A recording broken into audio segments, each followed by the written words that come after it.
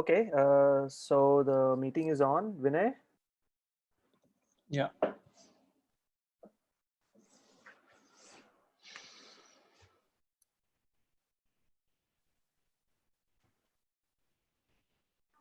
Okay, everybody, warm welcome once again to Series 2. Thank you so much again for coming in such large numbers. Technically, we should be calling it Series 1.2 because we had a very short pause in between. Thanks to the love and the pressure that we had to start this series again from all the people all over that we had to immediately come up with these sessions, and we thank the speakers who have again consented to be a part of this. We have an exciting lineup again for series 2, and we've started adding the speakers as and when we are getting consents on the link that we've already shared. Today we have none other than our own Dinesh Khanna Saab. Thank you, sir, for this talk. We've been waiting for your talk for quite some time. Thank you again. Thank you, Raj, and I'll also acknowledge the presence of all our panelists once again today. Thank you so much for coming again as panelists and adding. Uh, we have Rid, Sudhir, Tarun sir, Swapan, Joseph, Amit Mehra sahab, Fauzan bhai, Samar. Thank you all of you for Prashant sir. Thank you so much for coming again, and we look forward to an exciting series too. We Before we go ahead, I'd just like to introduce the platform once again, F.Stop. So F.Stop, as most of you know, was started in 2008 by three photographers, Devang, Modi, Hi, everyone. Ashit, and myself, with the idea of promoting photography and getting eminent speakers like the panelists over here and get them to interact with young photographers and uh, you know kind of spread the whole message of photography in the country. I'd like to start this meeting with a short video that we have on F.Stop for series 2. Video version is also 1.2.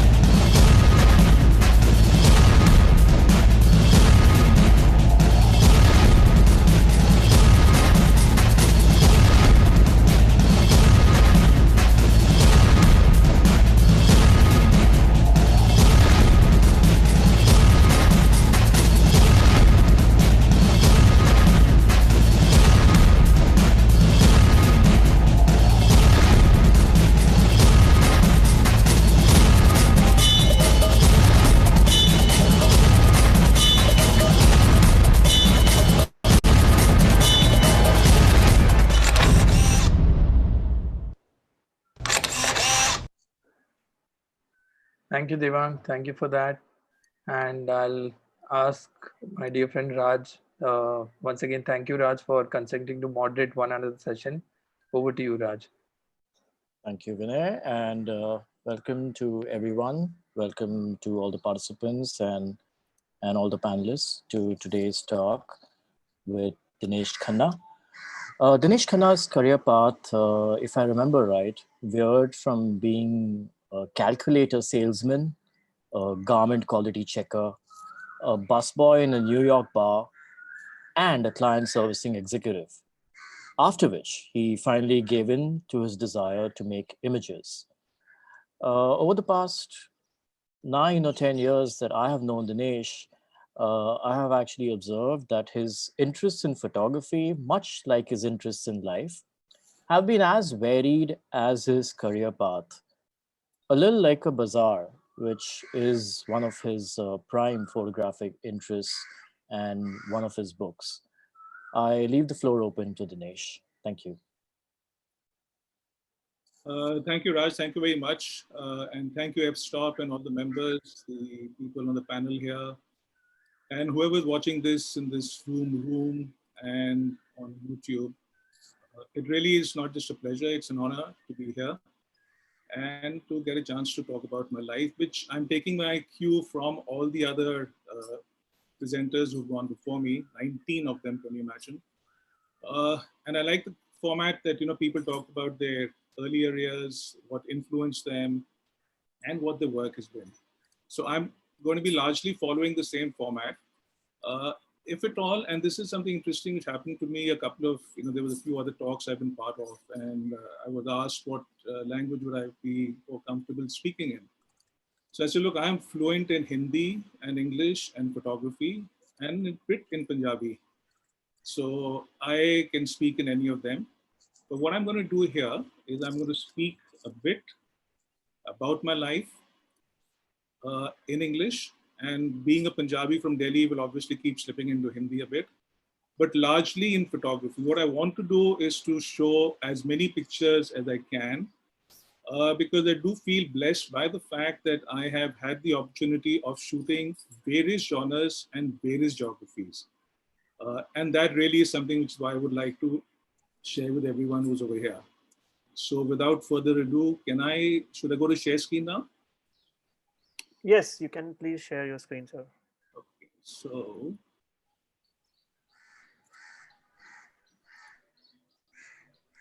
I have lost my link.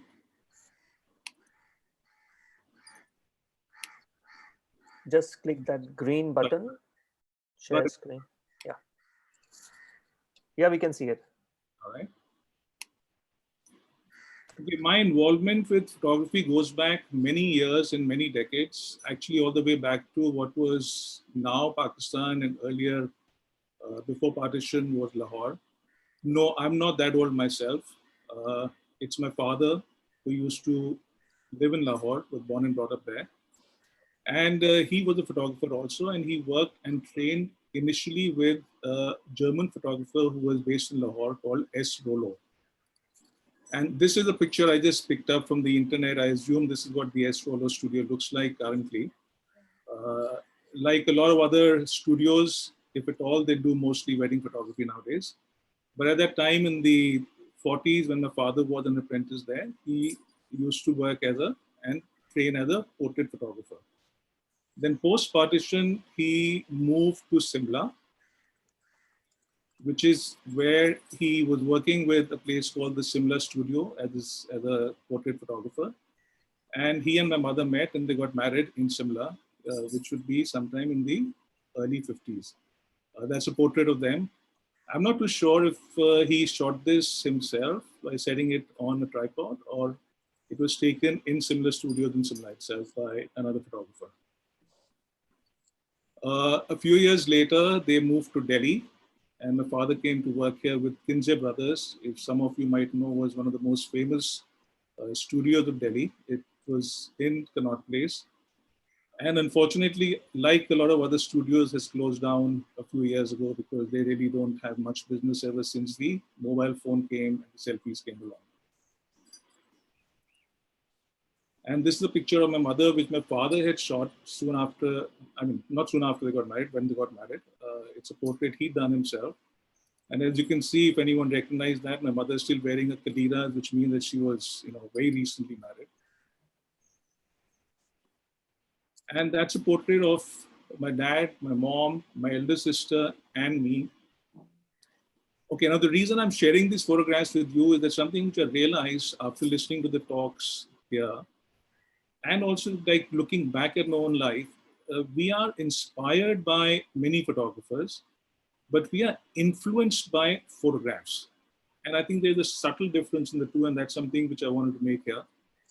These 4 photographs I've shown to you till now were framed and kept in my parents' house. So through the years that we were growing up, these photographs were there in the drawing room in prominent places.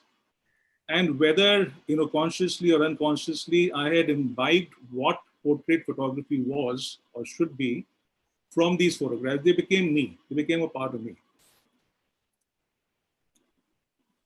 Also, since my dad was a photographer, he used to love photographing us, the three of us. I have two sisters, an elder one and a younger one, and me. And there are a number of albums full of these small, 3x5, 4x6 kind of black and white photographs. And in my house now, my wife had pulled out a few of these and put them in on a black background, and we got it framed. And we got about 50 or 60 different photographs of different people who are important to us on the staircase in our house. So anyone who walks up and down, gets to see these pictures. You're constantly, in a way, influenced by, or you're noticing photographs in my house.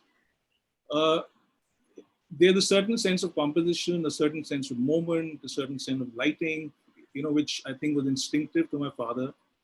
And the fact that he worked as a professional is something which I prefer to believe I picked up from him as I went along. That's him. This would be a couple of years.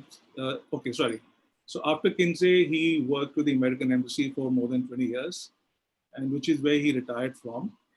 That's him. He was actually more of a photojournalist by the time he was with the USIS, because he used to work with the magazine called SPAN, which is the American Information Services magazine. And so he used to do a lot of the events and portraiture and all that kind of work. Incidentally, one of his colleagues was Avinash Pasricha, who was the photo editor of at that time of this magazine. All right, so what I'd like to say here is that because my dad was a photographer, I had easy access to a camera, to occasional film roll, and we also had a darkroom in the house. So I did pick up my fundamentals about photography and my interest in photography from him. And he encouraged me in a very quiet way without forcing me to take it up by, looking at my pictures once in a while, telling me कि अच्छा ये negative print करके देख ले, इसकी शायद अच्छी photo बन जाएगी. Talking about that photograph. So this is what was happening, from the time I was about 12 or 13 years old, and through high school and into the early years of college. But somewhere along the line, when I was probably in the first or second year of college, and the time came to think about, so what is it that I want to do as a career? I had this very strong feeling that I do not want to be a photographer. And the reason was not that my dad was a photographer, but I had this thing that in India, because of the caste system, अगर आपका बाप मोची है तो आप मोची बन गए, बाप फोटोग्राफर है तो आप फोटोग्राफर बनोगे, बाप की हट्टी है तो उस पर जाके बैठोगे, बाप की फैक्ट्री है तो वो चलाओगे. And I didn't want to fall into that trap. So whereas I did love photography, I did not want to go the photographer route simply because I didn't want to become my father. So there was this crazy thing for an 18, 19-year-old to think, but there was a very strong feeling I had at that time.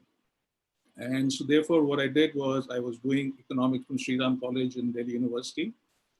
Not a very good student, finally did get a 3rd division, managed to get through. Tarun, हंसने की बात नहीं है. तुम्हारे पता नहीं कितने आए थे, but anyway, so and I wasn't very clear. So I was very clear that I don't want to be a photographer, but I wasn't very clear. So what should I do?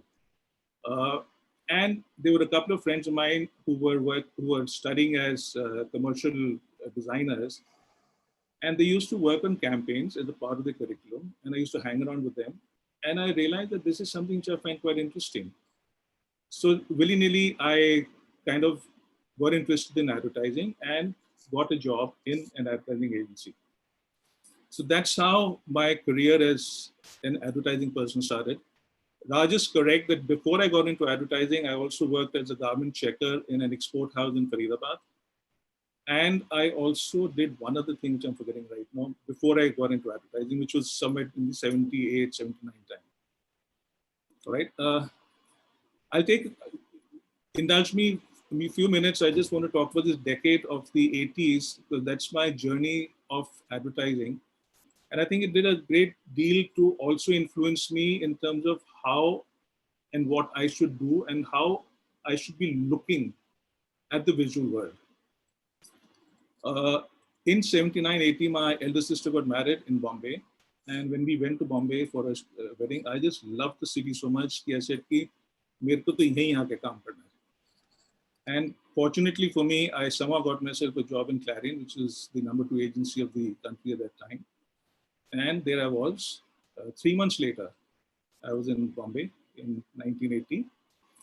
And I had a great time working in Bombay in advertising. I used to work like a dog. It was a great city to be in. You know, I was 22 or 23 years old. I mean, you can't ask for more.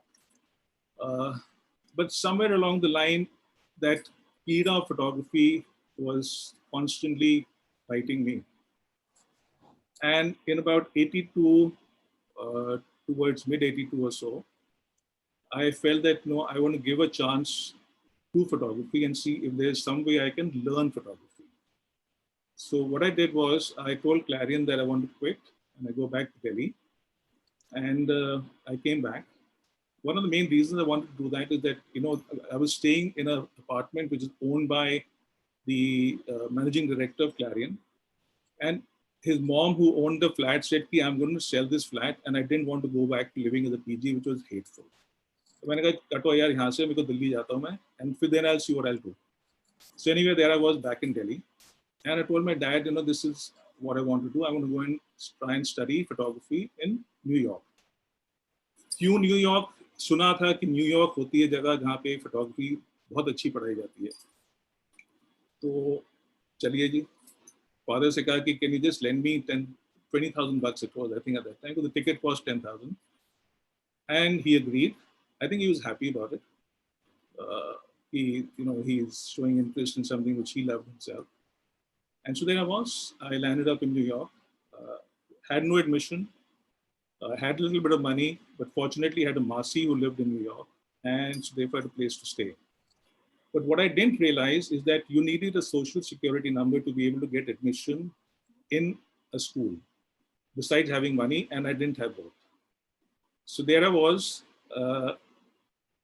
Fortunately, again, my Masi's husband organized 2 jobs for me to work as a busboy in 2 bars on the Upper East Side of New York. So I used to work as a busboy, and a busboy is a waiter's assistant. A busboy is not even a waiter. My aspiration at that time was to kisi tarah se main waiter ban jaun, because as a busboy you only got tips, and as a waiter you got a salary and you got tips. So there was a substantial difference in the amount of monies you could make. And as you can understand, the amount of money you could make in a day depended on how many people came to that bar on a particular day. So, you know, my income used to vary very radically. But it was wonderful. I met a lot of young people. There were a lot of young people in New York at that time. We used to hang around wanting to get into theater, get into television, getting into cinema. It was buzzing with 20 and 30-year-olds, with, you know, all kinds of varied interests. And in New York, a lot of people who wanted to get into the creative fields would normally look at working as busboys and waiters, and it was almost like a tradition in New York. So there I was, 6-7 months I spent doing that. I also was in the meantime hoping to find myself an American girl who would agree to marry me on paper, because that's the way it was done in the 80s. So you could get a social security number. पर वो अभी बात एक मतलब किसी से बात हो रही है, किसी हाँ बोल दिया, किसी नहीं, पर वो नहीं हो सकता वगैरह वगैरह चलता था वो. और मैं रात को 8 बजे से सुबह 4 बजे तक काम करता था. और 4 बजे एक सुबह की जो न्यूयॉर्क की जो मेट्रो होती है या ट्यूब होती है, उसमें बैठ के इतना डर लगता था घर जाने में उस टाइम पे वापस ब्रुकलिन तक, कि मतलब आदमी की जान निकल जाए. But the kind of faces you saw and the kind of situations you saw were cinematic, were just fabulous. So anyway, so this was now about June 83, and we got a call from India saying that,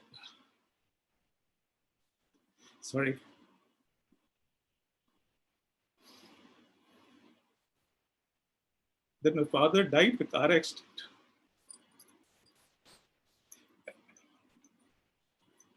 So there I was, suddenly having this great time in New York, you know, looking forward to becoming a photographer, studying photography. Father's died, the dream is dead. And I said, कि चलो बस हिंदुस्तान चले वापस. तो ticket कटवाई और वापस आ गए. अब I came back to India and it wasn't very clear in my head what I want to do now, right? Fortunately, अच्छा पैसे थे नहीं कि जाके भी कैमरे खरीद लो और फोटोग्राफी करने लगो ना, इतनी आती थी कि कर सकता था. So, but I'd gone to Clarion to meet the people I used to work with earlier, and they said, "Hey, listen, are you still looking for a job?" I said, "Not really, but if you will give me my same job back, I might be interested." And they said, "Of course, we held the job for you. Come back." I was pretty good at advertising, by the way. This is a good client servicing person. So there I was, got back into advertising. In a reasonably senior position, I used to be an account supervisor, handling clients like Nestle and all that stuff. And I stayed in Clarion for 2 months. And the only thing of note I did that in that 2 months is I found this woman who I fell in love with. And she was my trainee, Rachna. And besides that, I couldn't bear to be in advertising at all. So after 2 months, I said, "Ki boss, main to ja raha hu, mere se nahi hota ye." And I quit. I think it was sometime in November. The other nice thing which had happened for me is that I was handling an account called F.Stop, which is a fashion brand at that time. And we shot a campaign with Shantanu Shori in Bombay, and I had gone for that shoot.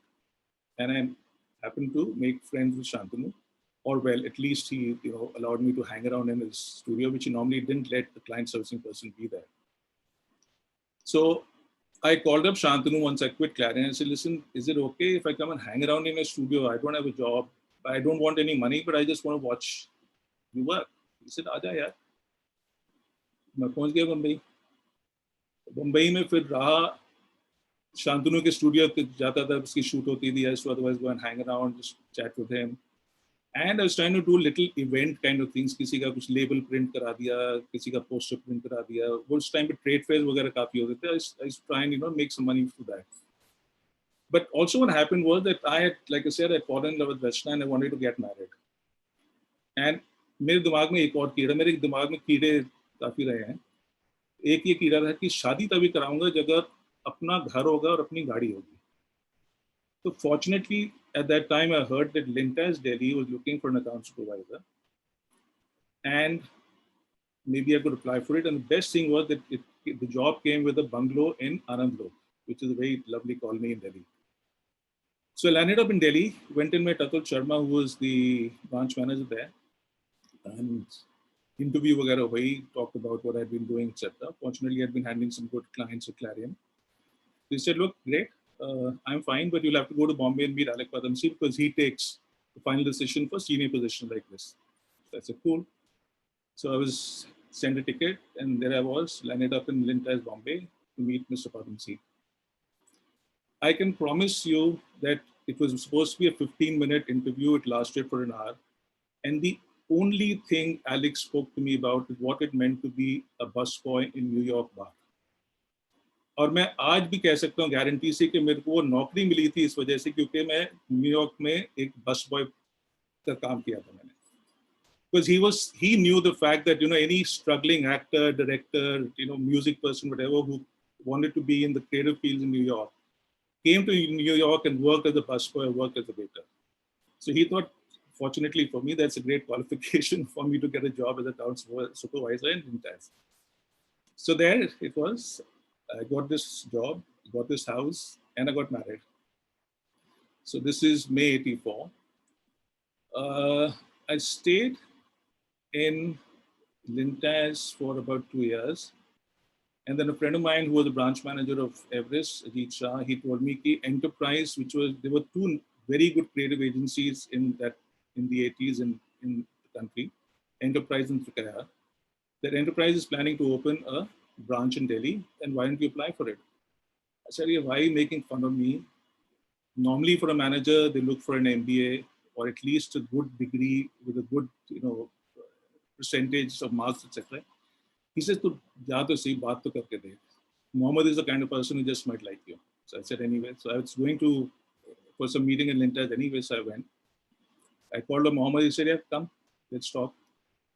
I went across.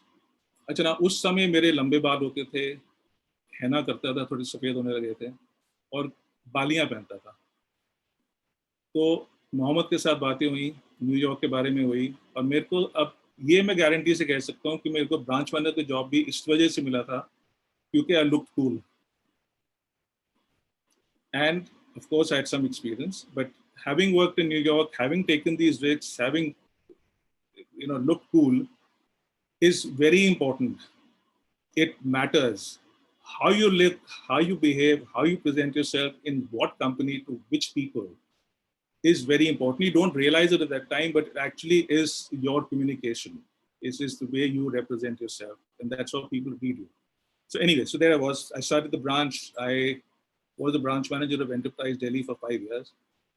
By the third year, I started feeling कि ना छोड़ना है, photography करनी है. And the reason was that, and I told Mohammed this, is I said कि यार, if I was so good in advertising and in client servicing, why was I made a manager and now I have to worry about profits and billings and kiski, who's unhappy in the agency, what vacancy is there, who do I have to hire, वगैरह वगैरह. उसी सब time पे तरुण भी आते एक बारी हमसे as a photographer with his portfolio मिलने. So by the end of the third year, I started talking about this and I want to leave. I want to be a photographer. And I must say, hats off to the man. He said, of course you must leave, but leave at a time when the branch is a bit more stabilized. At any given time in an agency, there was always a client who was about to leave and always a client who was about to come. So उस चक्कर में 2 साल और निकल गए. Also somewhere along the line, our branch accountant told me कि boss 5 साल काट ले क्योंकि gratuity मिलेगी. और I realized what it meant because gratuity was a lump sum of money, which is not too much at that time, which is quite a bit for me at that time. It's not too much at this time. And I knew that if I had to become a photographer, I'll have to once sustain myself for a while, which fortunately Rachna had said she will help run the house because she was also in advertising and doing well. But I had to buy a camera. तो मैंने कहा चल 5 साल काट लेता हूँ और gratuity मिली और मैंने सुना था चलो जी हम बन गए फोटोग्राफर पहुंच गए. ये अच्छा था कि in the last 2 odd years I used to, whenever I used to get a chance and my creative people used to say, why do you want to come for the shoot? I said, yeah, I just want to come. I used to go and kind of hang around. कभी प्रदीप दास गुप्ता के studio में जाके hang around किया, कभी हरदेव जी के studio में hang around किया. Trying to be invisible, trying to seem like I'm not here and letting the creative do the job, but trying to pick up whatever I could, which was God knows what I did. But I just loved being there. I just loved being in the studio. I love the lights. I love the fuss. I love, the composition, the discussions, watching a layout turning into a picture, the smell of the Polaroid. It was bliss. So anyway, so that happened and I became a photographer. और मेरे को किसी art director friend ने कहा था कि boss देख photographer तू बनना चाहते हैं तो एक बार मेरे पास नाइकॉन FM2 बॉडी थी जो मेरे फादर ने मेरे को दिलाई थी in the 70s. और आज तो भी मेरे पास है. It's a 53-year-old camera. He said, this is not going to be enough. You need a 120 camera. Now, he didn't tell me what. So, मैं वो classifieds दिख रहा था newspaper में, and I saw an ad from a dealer in Nehru Place for a TLR, which he was selling with 2 lenses and a TLR 120. I think it was a Yashica, I forget what brand it was. So I went and bought that for 5,000 rupees. And I did my first assignment to that. Fortunately, it was with a friend art director and it was the still life. And I didn't realize that a TLR means that, the two lenses have a parallax thing. And all the pictures came with the top of that product cut off. Because I didn't know कि इसमें ये होता है. Anyway, so year ho gaya, I used to start doing small assignments, etc. And then about a year went by with doing little commercial assignments and making a little money. And I used to then make sure that I only took on assignments which, I would learn from. And I wouldn't make a fool of myself with. So that's how it was. Then जैसे तरुण ने एक बोला थी बात कि भगवान जो होता है बांसुरी बजाता नहीं आता है, वो इंसान के तौर पे ही आता है. और मेरी जिंदगी में कई ऐसे आए हैं. एक था मेरा जूनियर था लिंटाइज में, संजीव मेहता, जो ये फोटो में दिख रहा है आपको लेफ्ट पे. He had left also from Lintas and started a video production unit. उस टाइम भी वीडियो फिल्म नहीं बनती थी, AV बनते थे. Where you shot slides and you synced the slides with sound and music. And he got an assignment to do a AV for Tamil Nadu tourism for Lintas. And he told me, देख boss तू photographer बन गया, ये assignment आ रही है, तेरे को तू कहता रहता है कि तेरे को बहुत शौक है बाहर जाके शूट करने का, चल. And here I was terrified because I had never done something of that scale, because the idea was to travel for a full month through the entire state of Tamil Nadu. So anyway, he convinced me, he said, come along, yeah, you'll learn. Don't worry, हो जाएगा फिर से. तो अब estimate देना था इस सास में कि कितने फिल्म चाहिए. तो मैंने कहा 30 दिन एक रोल, 30 रोल. कोई आइडिया नहीं कि कितने चाहिए, क्या चाहिए, 30 role. So there I was doing a 1 month long assignment, going to dozens of temples and, you know, I don't know how many towns and how many cities, frugally shooting for that 30 rolls of transparency, which I knew half of them would be either overexposed or underexposed. So I didn't know what the hell I was doing. Fortunately, by the end of the trip, we came back and we got enough good pictures to be able to make the AV.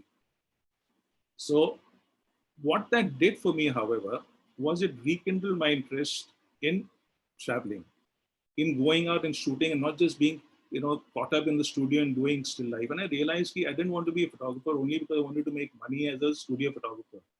That it was very important for me to understand how do I express myself with photography. And one of the things I've been very, very, ek aur teesra keeda mera, ki people like me who are born, brought up in Delhi, work in Delhi, Bombay, are a very small, minuscule part of this nation, you know, and we think that we run it. And especially at that time, advertising was also a very cliquish kind of a world. We made ads for each other, जिससे कि हम आपस में अपनी वाह-वाह कर लें. And I was very convinced for that also when I was in my college and all that. I used to go and travel to Mathura for a day, kabhi Agra chala gaya. I want to go and explore this other India or these other 99 Indias which are my country, but which I don't belong to. And I want to use photography as my means for doing so, on how to express myself and engage myself with those Indias. So that's what I did in the 90s then. Whenever I had a little money, which is not very much, but whenever I had some time, which is a lot, कभी एक दिन चला गया, कभी एक weekend चला गया, कभी एक हफ्ता चला गया, एक दो बार पूरे महीने के लिए भी निकल लिया. With a few rolls of color transparency, but that's all I used to shoot. I was just enamored by color, and my only medium was when I had money, Povia, when I had a little bit more money, then Velvia. And that's what I was shooting with. The discipline of shooting with transparency is, for people who know that, is just insane. It's the most punishing film medium you can ever use. And I love that challenge. So there I was. So till about 94, 95, I was traveling whenever I could. And I traveled a lot all over the country. And then came my fourth, हीरा नहीं है, but जो अपना एक और भगवान आया जो अपनी बांसुरी लेके, was Prabhuda Das Gupta. Prabhuda I used to go and show him my pictures, my transparencies. And I have a feeling that Prabhuda used to shoot so much in black and white that he loved looking at color. And he was a fabulous mentor, a fabulous teacher. And he told me, and now this is what Prabhuda did for me, what Fozan had done for Vinay. He said, तेरे को solo show करने का time आ गया. I said, पागल हो रहा है यार. Prabhuda, don't make a fool of me here. I said, no, time's now.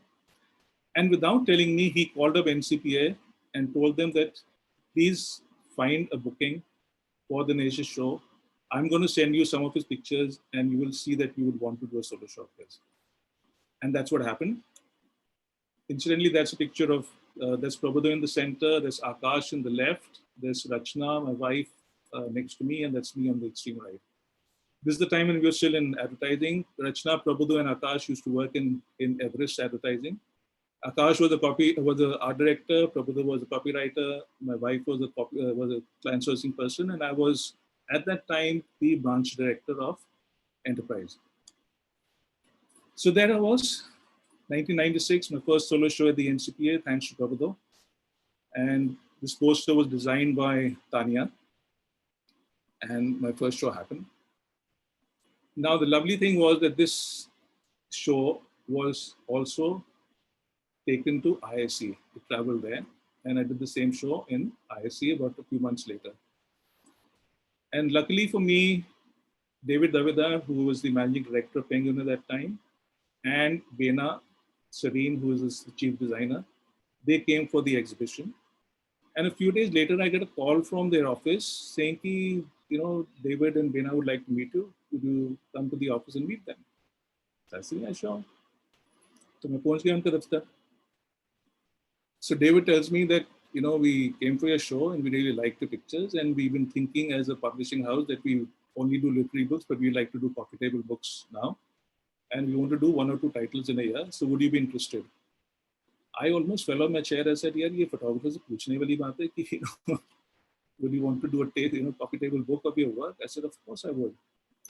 So I said, "Look, I've been traveling around India for the last 6-7 years now, and so why don't I do one thing?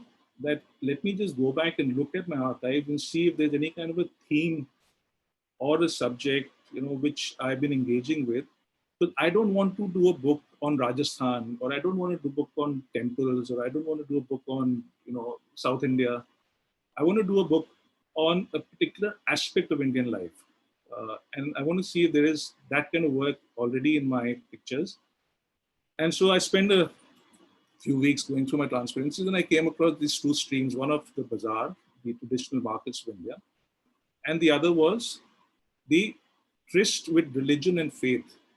And I think the reason for this is really that Hindustan की जो जिंदगी है वो बहुत openly जी जाती है. And the 2 most important and the most obvious ways and things which happen in the public space are commerce and entrepreneurship and our engagement with faith and religion. And that is something which obviously I've been very, fascinated by, and I've been photographing that because that is a very large part of Indian life, at least in the public spaces. So that's what I've been shooting, and that's what I came back and told David and Bena that these are the 2 themes I've got. And I sat with Bena, we looked at the pictures, and both of us decided that, look, I don't think there's enough yet to make a book. So this was 96M. I said, let me spend some more time and travel a bit more and now see areas which, which need to be represented, or, subjects which need to be shot. And so that's what I did for the next 3 years. And then Bazaar was published in 2001 and Living Faith was published in 2004. And without further ado, let me just go on to, have I taken too much time already, Devang? I think it's fine. I think Yeah, because इसके बाद मैं बोलना कम करूँगा, photo ज़्यादा दिखाऊँगा, but ये जरा कहानी थोड़ी लंबी होगी, but I thought it interesting होगी शायद. people are loving it. Please go on. So anyway, so that's what happened. My passion for traveling and for photography is what gave birth to these 2 books, Bazaar and Living Faith. Interestingly, both of them happened concurrently, but without me being aware that I was working towards these particular subjects, except in the last 3 years when I was completing the story as far as I was concerned. So about 6-7 years worth of work, which is entirely instinctive, which is entirely to do with my engagement with photography and what I saw in front of me, of this other India, and India which I didn't know, but I had started to love as I was traveling more and more. And so this is what became Bazaar and Living Faith.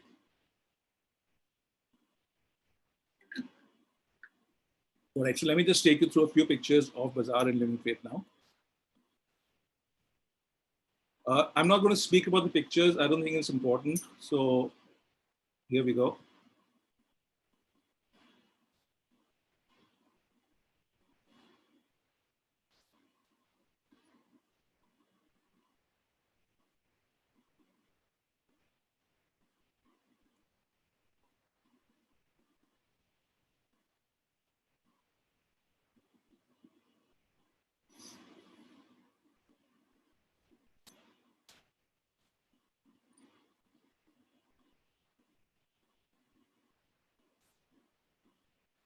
And there was Living Faith. Of course, Bazaar had about 100 pictures. I showed you about 5 or 6. I just want to spend half a minute on this particular photograph on Living Faith because it's very important for me to be able to explain why, for me, faith is something which I respect. But faith, as long as it's an individual's communion with what he or she believes is a larger force than themselves, to my mind, is faith.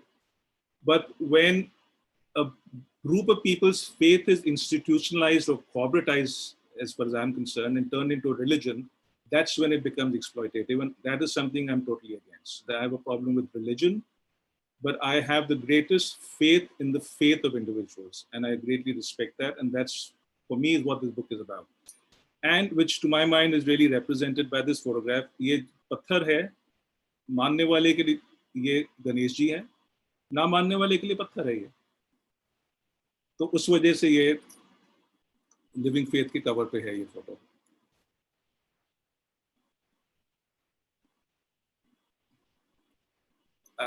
If I may say, this is on the way to from Patan to Palitana, and since my hosts are from Gujarat, I would like to point this out. And this is in Palitana. This too is in Gujarat.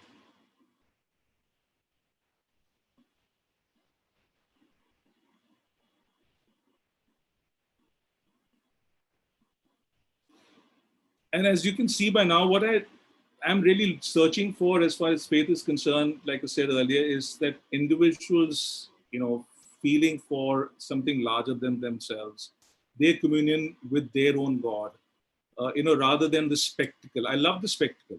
I love the spectacle of religion, but as a canvas. And within that, I look for these smaller moments for the individuals and their own communion.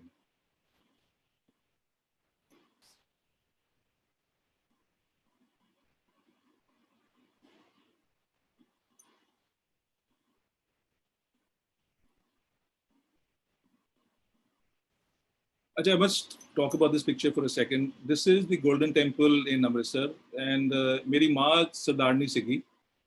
And this is the one photograph, only photograph she told me, "Mainu ad ek print chahiye hai. Eh, tune ek te changi photo khichi hai." So this is one good photograph you shot because she's a Sardarni and this is the Golden Temple, and this is the only picture she ever asked me for a print.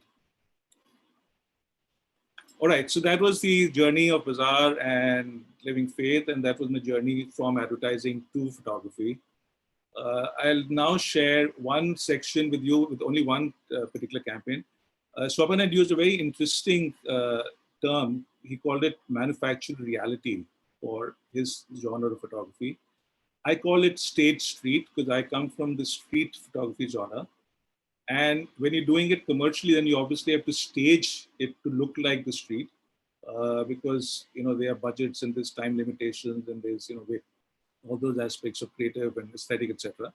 So I call that stage street. Now, based on my work, art directors obviously had seen my work with Bazaar and Living Faith and thought that, he would be a person who would be good to shoot India in its reality. And so I was called in by Trikaya Gray, whose client was the Ministry of Tourism, to do a campaign on Incredible India. And this was a campaign to commemorate the 350th anniversary of the Taj. And when I went in to discuss this with them, I said very categorically, I said, look, I would imagine the reason you called me in here is because I work with the colors of India and the ordinary and everyday life of India. I don't think I'll be the right photographer to go and shoot the Taj for you if you want me to shoot this as this great mausoleum of love and architecture and fine details and all that stuff.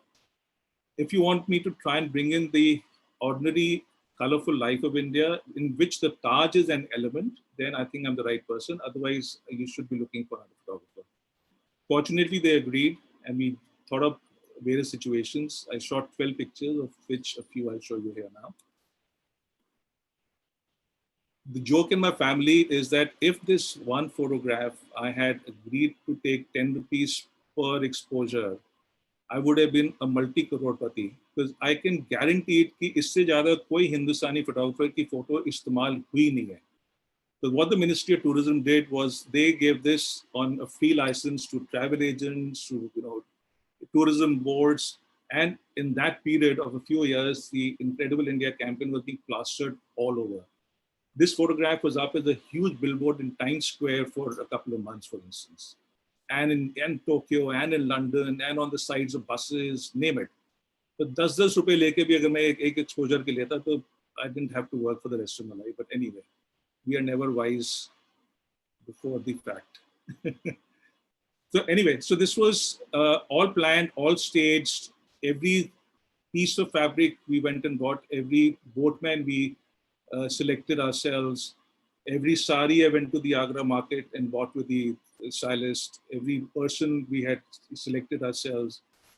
every child we had agreed upon. The kites we bought in Sadar Bazaar, Delhi, because this was not the season to have kites. We'd gone to the wholesaler.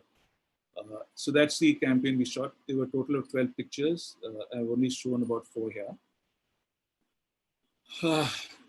And let me now just run you through, like I was saying, I work in many genres. And my commercial work is not, uh, restricted to any one particular kind. I do architecture, I do interiors, I do food, I do portraiture.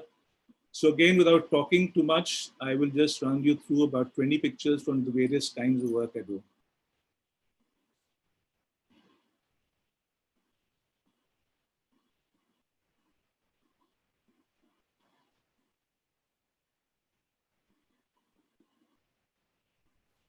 You can see the influencer portraits from my early years.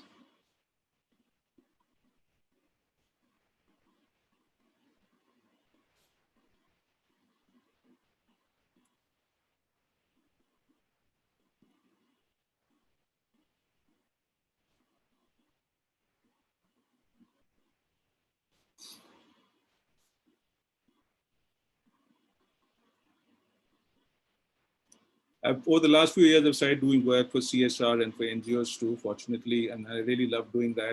It takes me into parts of the country again, which as a normal person living in Gurgaon, Delhi, I would not get a chance to go to or to visit otherwise.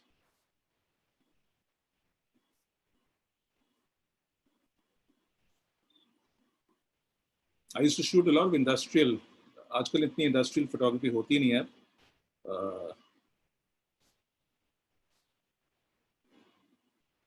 And I really enjoyed working with, these terrible conditions, heat, all kinds of fumes, smoke, using gels on lights to try and make really, crappy places look really nice, at least if not beautiful. If Rakesh is around, this is, I got this assignment to shoot the 4 power plants of GSW Power in 4 different areas of the country. And one of the things I said, I would like to do this assignment if I can also shoot with the drone. So we did a lot of shots with a fabulous drone operator called Dinesh.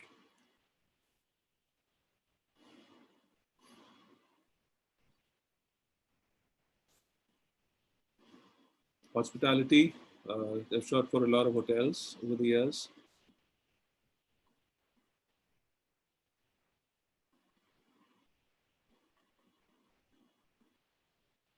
I love the challenge of the different kinds of lighting, the fact that they are already beautiful places and you have to make them look even more beautiful. I think that's it's wonderful. And I love working with people who know their job, who know their work, who bring their own expertise into what you do. And just elevate your own sense and your own presence in the picture you're going to make.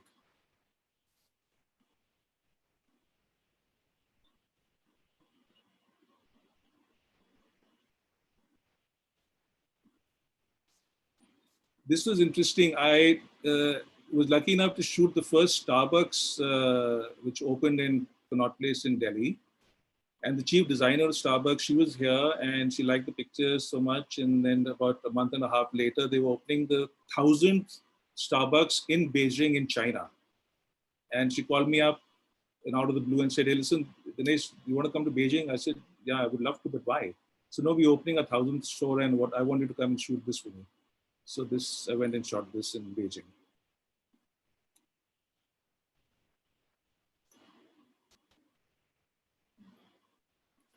And this is a lifestyle campaign I did for this chain of resorts called Cinnamon in Sri Lanka, an assignment which I've done over about 2-3 years. I was doing the lifestyle photographs and Hardevji was shooting all the interiors and the architecture of the chain. What I like to do with photographs like these is that I kind of think in my mind of a little 30-second, 1-minute kind of a script, which I tell my models and I say, play this out. And I shoot while they're playing that out. And pick out. So I feel that's the one way to get things more naturally and more, without being very obvious and being forced.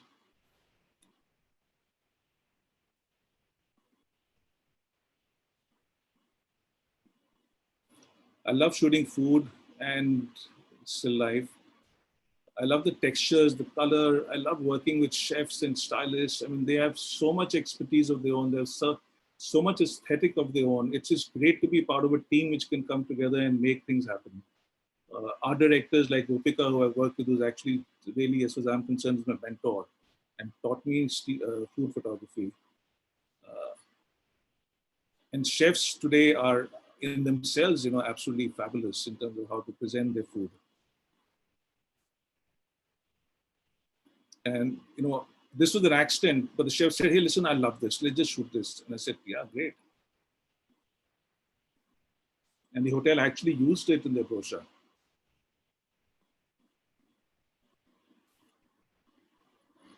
I've deliberately kept a few more liquid photographs because a lot of my friends here would be running out of stock, and this might help them to at least in spirit be in higher spirits.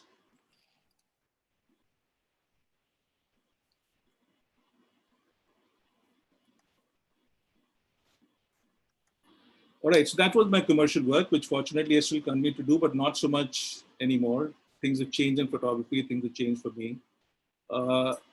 Along the way, I do keep doing personal things, personal projects, personal series. And I think it's about 10 years ago or something, I found that I was shooting pictures which were interesting in their contradiction of India, contradictions which coexist at the same point, at the same point in time. And I met Bharat, who was the editor of First City magazine in Delhi. And I told him, look, can we do this as a series? He said, I love these, and let's do this as a picture series over 6 issues. And I said, great. And I started doing this. And it was at the end of 5 years and 60 images and 60 such stories that I finally told Bharat, I said, listen, I got to stop because all I see now is ironies around me and contradictions around me. I need to take a break from this. So here are a few of them. India, like I said, travels centuries apart at the same time. Color is used to entice children and used by religion to entice followers. We are able to bring DTH TVs, multi-channel shows into our houses, into the villages, but we've not been able to bring water in there. Women have to walk a couple of kilometers to even get water. But they can, of course, come and sit down and watch, 5 different channels and get entertained. We used to be the most frugal people as far as recycling is concerned. Somewhere along the way, we lost that.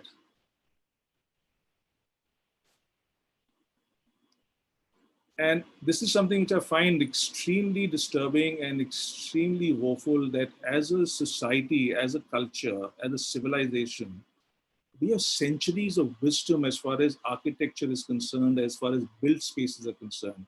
Look at that building on the right. It's not just the aesthetic, it's the wisdom which went into that, into creating spaces which are right for our kind of environment, our kind of culture, our kind of living. And we're replacing it with the kind of building on the left. I mean, for me, that is not just contradiction, that's sacrilege.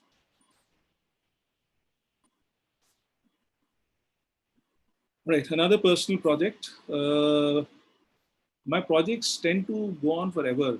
They don't necessarily have to become books or essays or whatever. And Mothers and Daughters is definitely one of them. I've already photographed about 55 different mothers and daughters. It started like this. The lady in the center is Nina. She's Rachna, my wife's first cousin.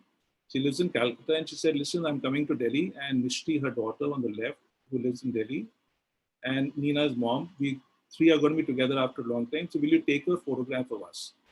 I said, of course, I'd love to, I said, but only on the condition that you people come to my studio and I want to do a studio picture. They said, of course, lovely. So they decided what they're going to wear, etc. They asked me, I said, who am I to tell you? Yeah, you people know better. So they got dressed up, they came, and I saw this picture. Nina and Mishti put it on their Facebook. I put it on my Facebook. A lot of people liked it and said, what about us? What about us?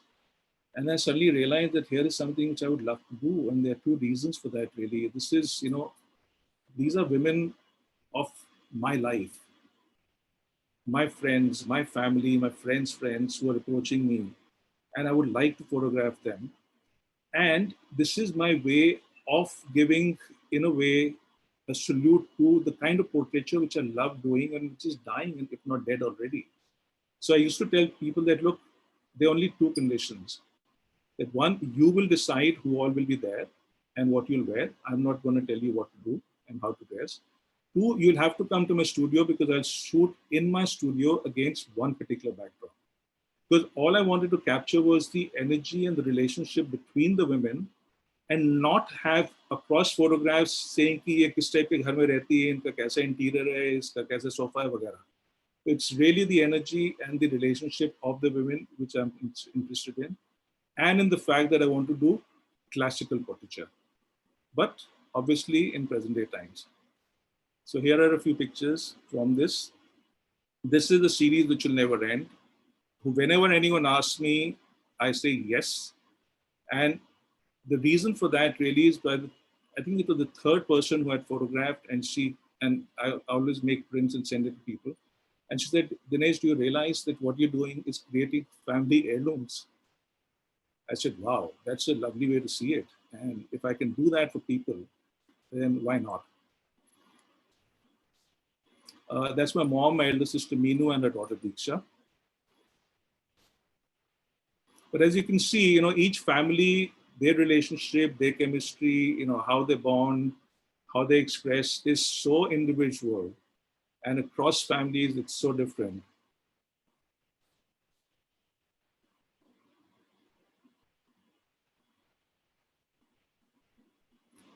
After a point, I don't tell them what to do. I say, look, this is the space you're in, but I shoot digital and I keep showing them what is happening. What are the pictures I'm taking?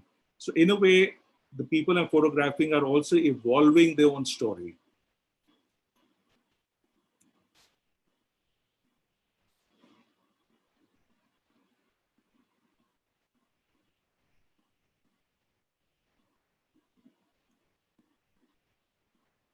That is Oshima Narayan, for people who know her, on the left bottom. Oshima was in Delhi, Gurgaon for just 2 days, and her kids, she was leaving the next morning, and we decided that we'll shoot in the afternoon. But that was the only time she had. And that's the time, as you know, young kids sleep. And they turned up in the studio, and the girls were asleep in the car, and were therefore totally cranky. And Oshima was getting very head up. I said, listen, just relax. Let them do what they're doing.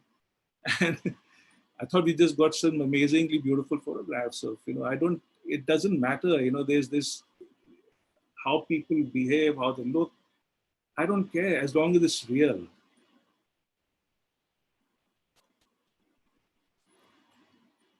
Devang, how am I doing for time? I think you're going good. I need another 20 minutes. Awesome. Great. Okay. Yeah, should be fine. All right. Kissa Kursi Ka is again another personal series which I've been posting on Facebook. I've been doing this for the last, again, about 7-8 years now. And actually, about 2 years ago, it came to a time when I did the 100th photograph, and I said, "Bas ho gaya. All I can do is make kursiyan hi dikhti hain." And people are constantly sending me pictures of kursi ki, "Ye kursi dikhi, aapki yaad aayi. Ye kursi dikhi, I thought of you." So I stopped posting them, but I've been photographing them nevertheless, and I've got more than 200 photographs of kursis. All right, the reason behind this particular series is that actually I started this in about 2013, which is before the last general election of 2014. And I felt that India as a democracy had come to a point where our leaders or our politicians were only interested in the kursi, which they can go sit on and get the power of the kursi, and thereafter be gods for the people who voted them in. Whereas the Aam Aadmi, or the common man who's voted them in, उसकी कुर्सी बेचारे की इधर उधर ही पड़ी रहती है, उसका किसी को फिक्र नहीं है. And the name comes from people of my vintage, who there aren't many in this program, obviously. Is from a satire, a film called Kissa Kursi Ka, which was made in the 70s on a similar topic. It was a political satire. This was the first photograph I turned. I was in Banaras. I just came out of my hotel early in the morning at about 6, and I was fascinated by this टूटी फूटी सी कुर्सी, but इसके ऊपर इतनी सुंदरता से वो फूल गिरे हुए थे. And what really struck me is that someone had actually chained this, which meant it was valuable to someone, in spite of what his condition was. And as I was walking around the ghats and the gullies of Banaras through the day, and I came back and I was looking at my pictures, and I realized I had already shot some 3-4 different kursis without even realizing it. And उसके बाद से मेरे को कुर्सियाँ दिखने लगी जहाँ भी मैं जाता था, एंड वो मैं कुर्सियों की फोटो ही खींचता रहता हूँ. आपको मैं 3-4 दिखाता हूँ.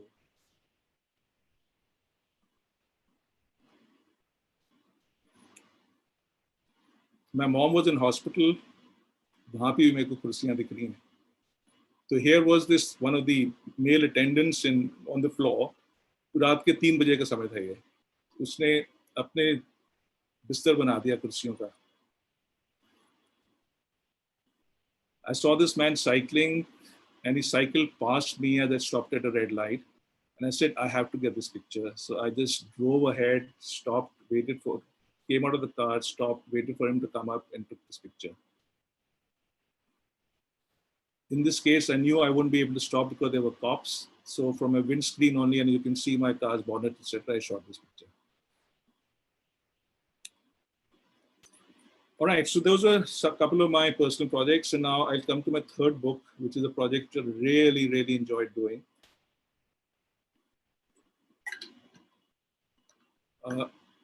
There's a non-profit called Sahapedia, owned by the Tata Trust. And their mandate is to archive Indian culture and history. And so they were commissioned by the Rashtrapati Bhavan to do 6 books on the Rashtrapati Bhavan, on various aspects of the Rashtrapati Bhavan. Why am I repeating that?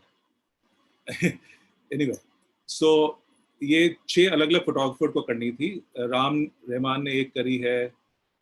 I was doing the President's Bodyguard, and then I was asked to also do another book called The Life in Rashtrapati Bhavan. But I'm only going to show you the one on the President's Bodyguard right now.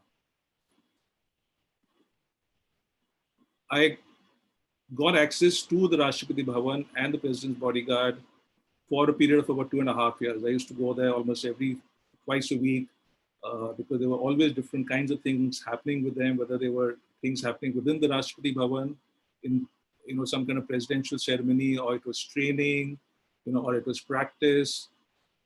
And so it was through winter, through summer, different seasons, different kind of events, and I was photographing them. That's the commandant of the PBG, waiting for the president to come down. So he's going to, ride in to take the salute. That's when they were practicing for the Republic Day parade.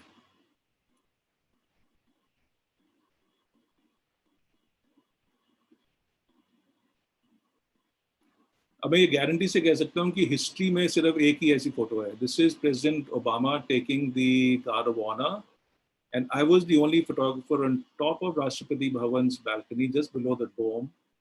There was me and there were 2 monkeys on my side.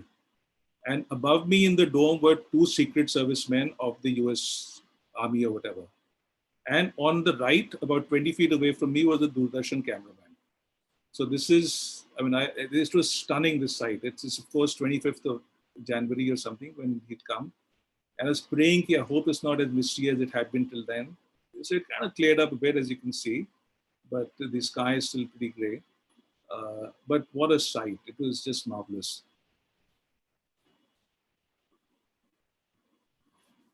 Like I said, I used to hang around with them, go into the barracks, stay in the stables, go onto the grounds where they were practicing.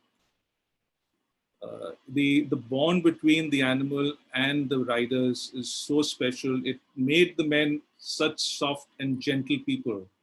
The rule in the President's Bodyguard is that every man has to be at least 6 feet tall, right? And the horses are also really large. But in spite of that fact, they were what I call gentle giants at the end of it. They're just fabulous people.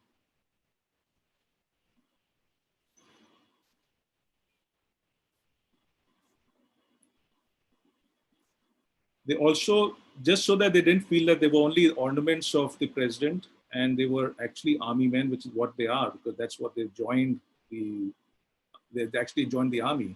The PBG is the regiment of the army.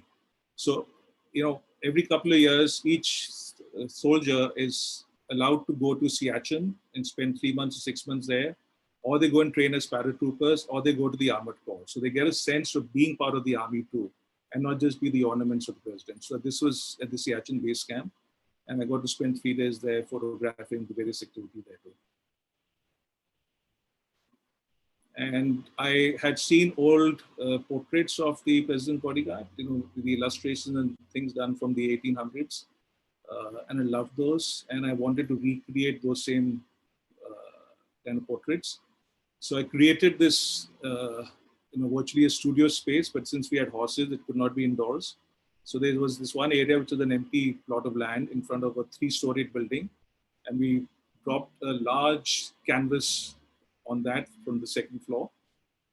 And I got and so I shot this. I mean, we shot about 10 or 12 different portraits of different kinds of uniforms and different configurations over about 3 nights. I used to start shooting at about 10 o'clock in the night when it was really dark. So I was shooting with studio lights here.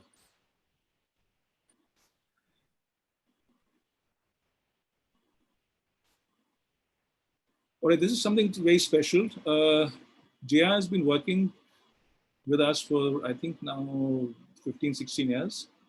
And I wanted to show a wedding because there's so many wedding photographers who've shown their work. And I said, एक शादी तो मैंने भी shoot करी है. Actually 4-5 करी है अपनी family की. But ये बहुत मेरे लिए बहुत खास है because like I said, Jaya works with us. And when she was getting married, and Jaya has brought up my younger daughter Mahi from the time Mahi was 2 years old or something. And so I wanted to make sure that we went for a wedding, and she lived in the Sundarbans in West Bengal. And I wanted my daughters to know where they came from and be part of a special occasion there. So this is my photographs of Jaya's wedding.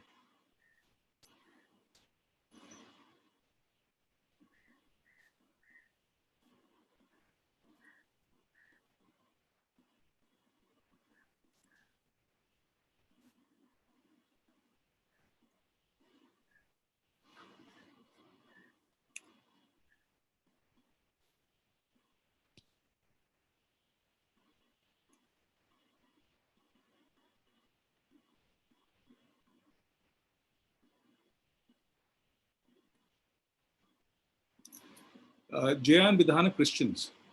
And as you can see, there is such a, जो हम बोलते हैं ना कि वो syncretic culture Hindustan का, वो आपको ऐसे देखने को मिलता है.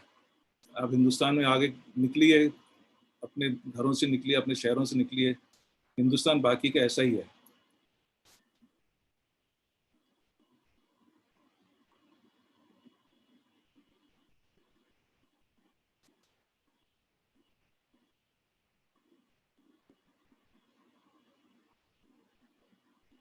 Traditions are seamless.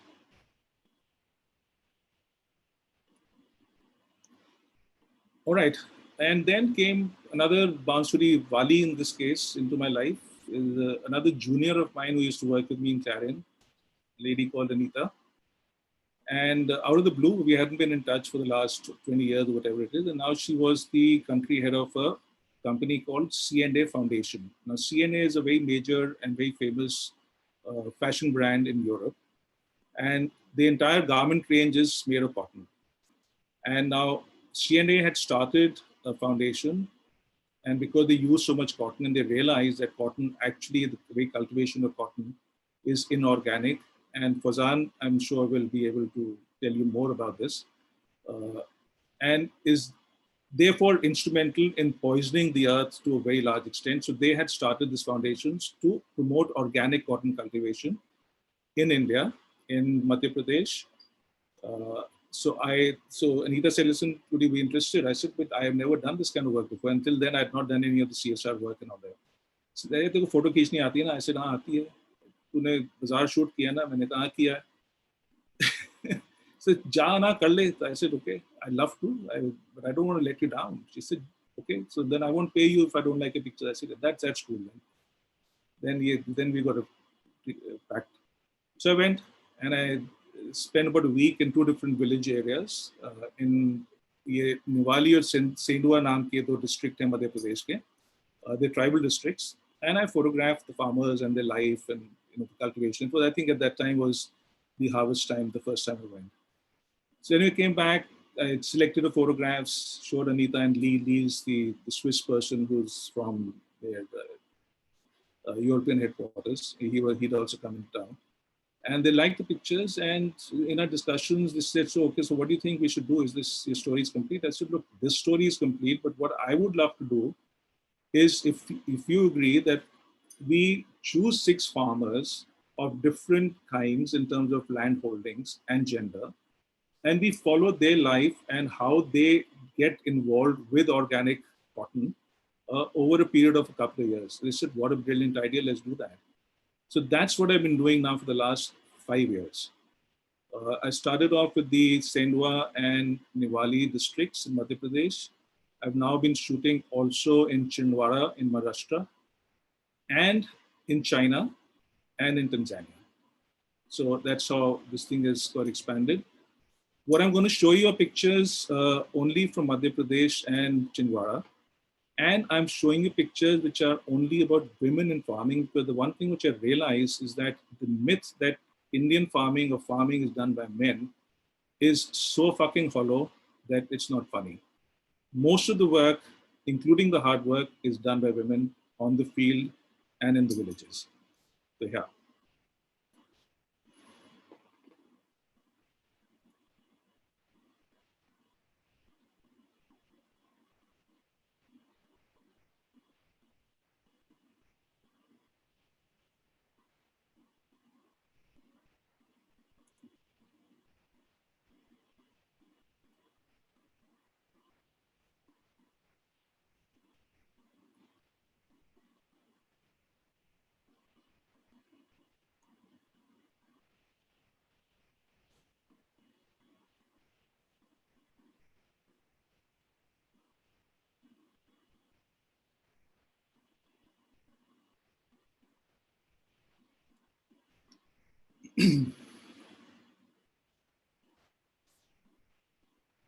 It's a very interesting photograph. The entire organic pesticides and fertilizers are organic.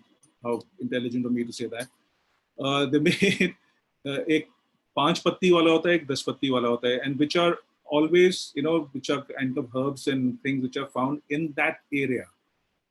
And they are then mixed with cow dung, with cow urine and water, and then put into this pot, and then it's fermented over about a month, depending on what kind of mix it is. And it's sealed. And in this case, these women's hands are there because they are now blessing the concoction before it's sealed. All right, so that was the organic cotton cultivation project, which fortunately I'm continuing to do. And I still will be, hopefully, I don't know what happens now hereafter and when I will be able to get back to it, but I will hopefully in the next few months. Again, like a lot of other projects of mine, this is one called Now as Then, which is based on portraiture, but which again came as an idea from someone else and which I took on as my own. This is the picture which started this particular project for me. That's Aditya Arya. As a lot of you would know, he is this utterly brilliant man who's collected over 2,500 cameras on his own time, with his own resources, and has now built with the Haryana government the most fabulous museum of the history of photography in Gurgaon, which I can promise you there's nothing like that in this world. If you get a chance, come and see it, you'll love it. So anyway, so Ari, when the museum was opening, he wanted me to shoot a portrait of him. I said, okay, let's do it with one of your beautiful old cameras. And he came to my studio and we took this old painted backdrop, and that's him. And Now as Then is now a play on he's now. This is him. This is the way he dresses. But my photographic approach of shooting this is as then, of another time, another era. The lighting, the backdrop, etc., is from another era. But the person, I don't want them to be masquerading like they are from the 20s or here again, I don't tell people what they should wear and how they should pose. It's left to the person to how you feel about being in another era. So that was Addie. That's Shatabdi. She's also a photographer, and she done a long story on the tattooed people in Madhya Pradesh, and has got a lot of tattoos of her own.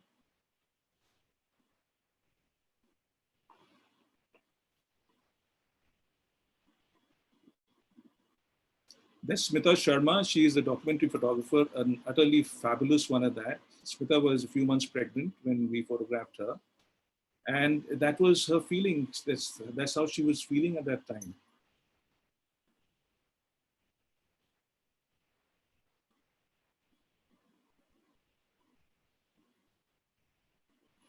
And those are my daughters. That's Mahi on the left and Myra on the right. And they wanted to do the Titanic pose. So I said, fine, so do the Titanic pose. But as you know, when two sisters are together, they can't hold a pose or a mood for more than 30 seconds. So that's what they kept cracking up into.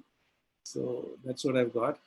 And this is one of my continuing, you call it a project, call it a series, call it an obsession, I don't care. I just love doing it. Okay. By now you would have realized that I love people, I love photographing people, I love being in the street, I love doing portraiture, whether it's candid, whether it's whatever. So here are a bunch of photographs which I've shot of people and which I have, the reason I'm stringing them together is because I shared with them right then. That's beauty of digital photography, that you can shoot a photograph, turn the camera and show the person, here, this is what I shot of you.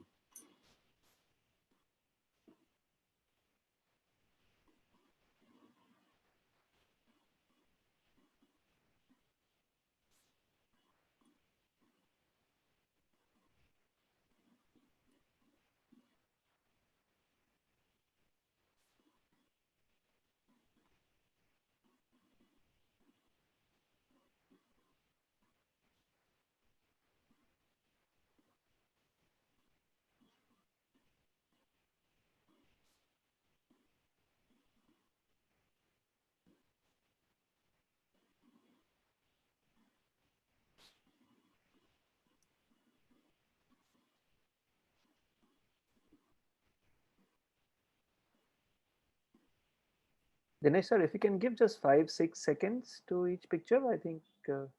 Slow down. Yes, just slow down, yeah. Sorry. I thought I'd taken too much time anyway, so I didn't want to just keep going. So I don't need to go back, right? No, that's okay. I think, but just slow down, yeah.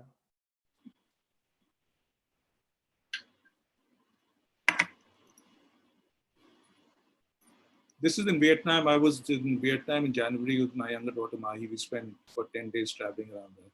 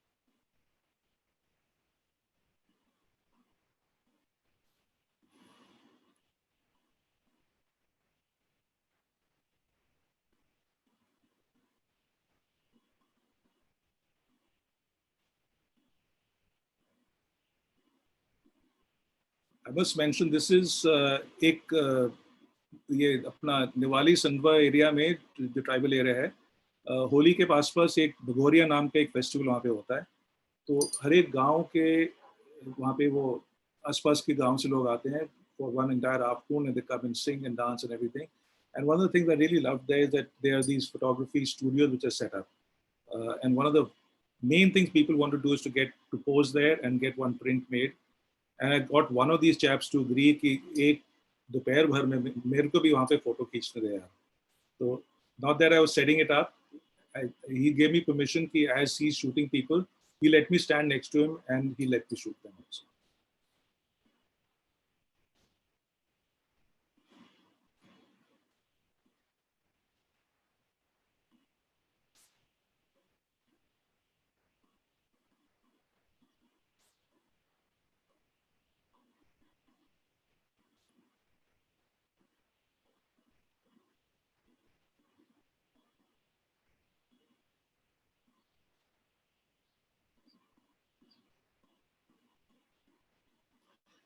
All right, I'm coming to the end. Just two more sections left.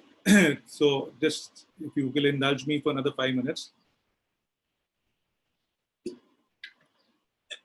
Mobile photography is something which I absolutely adore. I love the mobile camera. It's my favorite camera. It's always with me, and I'm shooting with it obsessively. I'm a compulsive, obsessive photographer with a mobile phone. And I've realized that it's my way of just, in a way, dealing with things around me. Not dealing as in to, solve some problem, but engaging with it. So like these are a few photographs which I'm going to show you right now. I've shot them since the lockdown. I must confess at about 5:36 in the morning because I'm used to going out for a walk.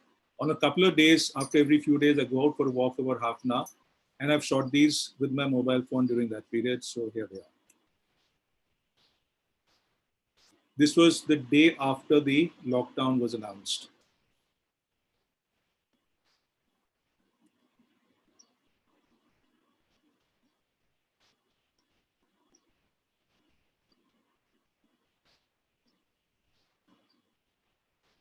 These are all within a 2 kilometer radius of my house in Gurgaon.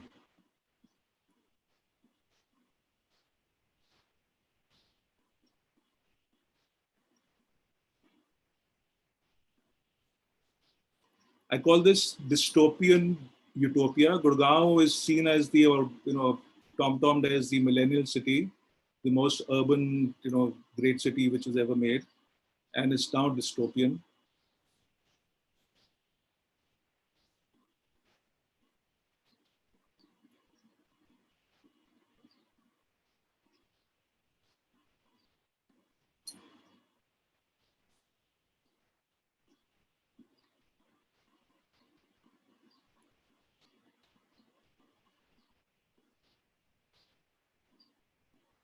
And even the dogs are wondering where the humans have gone.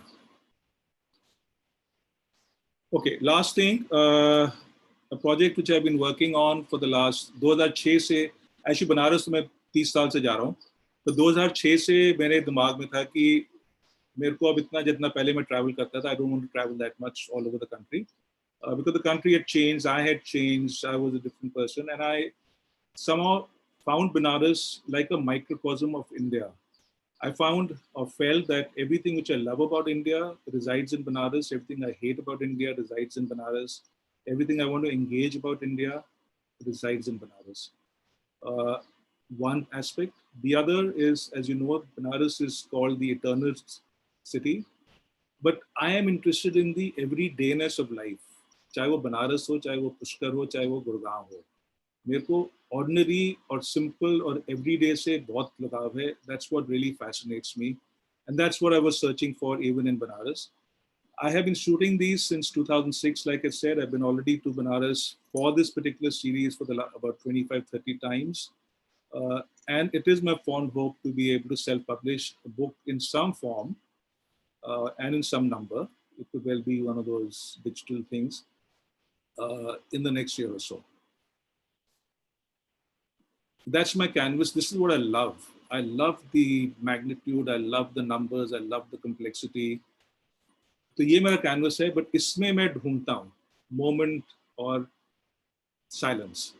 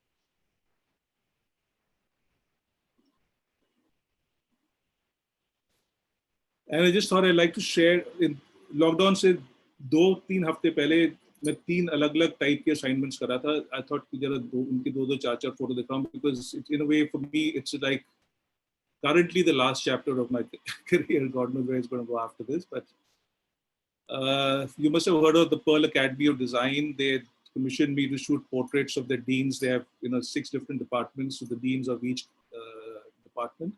I was doing portraits of them. So these are 3 of them.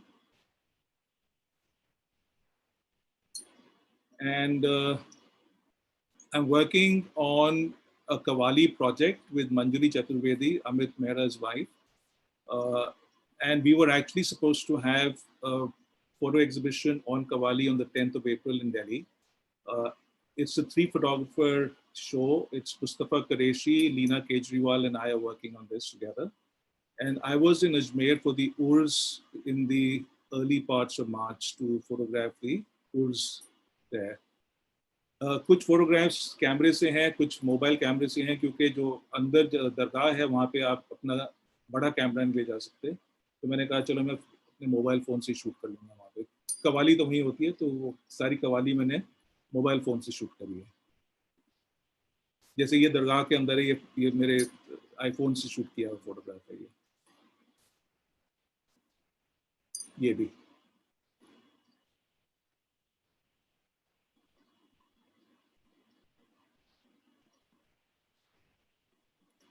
And the third assignment I just finished is this utterly funky, fabulous interior designer who makes the most intense interiors possible. If you look at, I mean, there's not a space inch when I feel like I can even walk.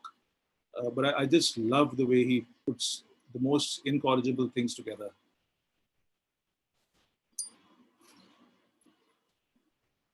So that's my canvas. That's the width of my canvas. This is actually work done over a period of about 3 weeks. And if I may very quickly to end, because these things are important for me, they are not about my photography, but my involvement with photography over the last 10 years. 2010 से हमने नजर foundation शुरू किया, प्रशांत और मैंने, और हम नजर का अड्डा एक करते थे. हर महीने we would invite different photographers to come and talk about their work and then have an audience which would critique their work.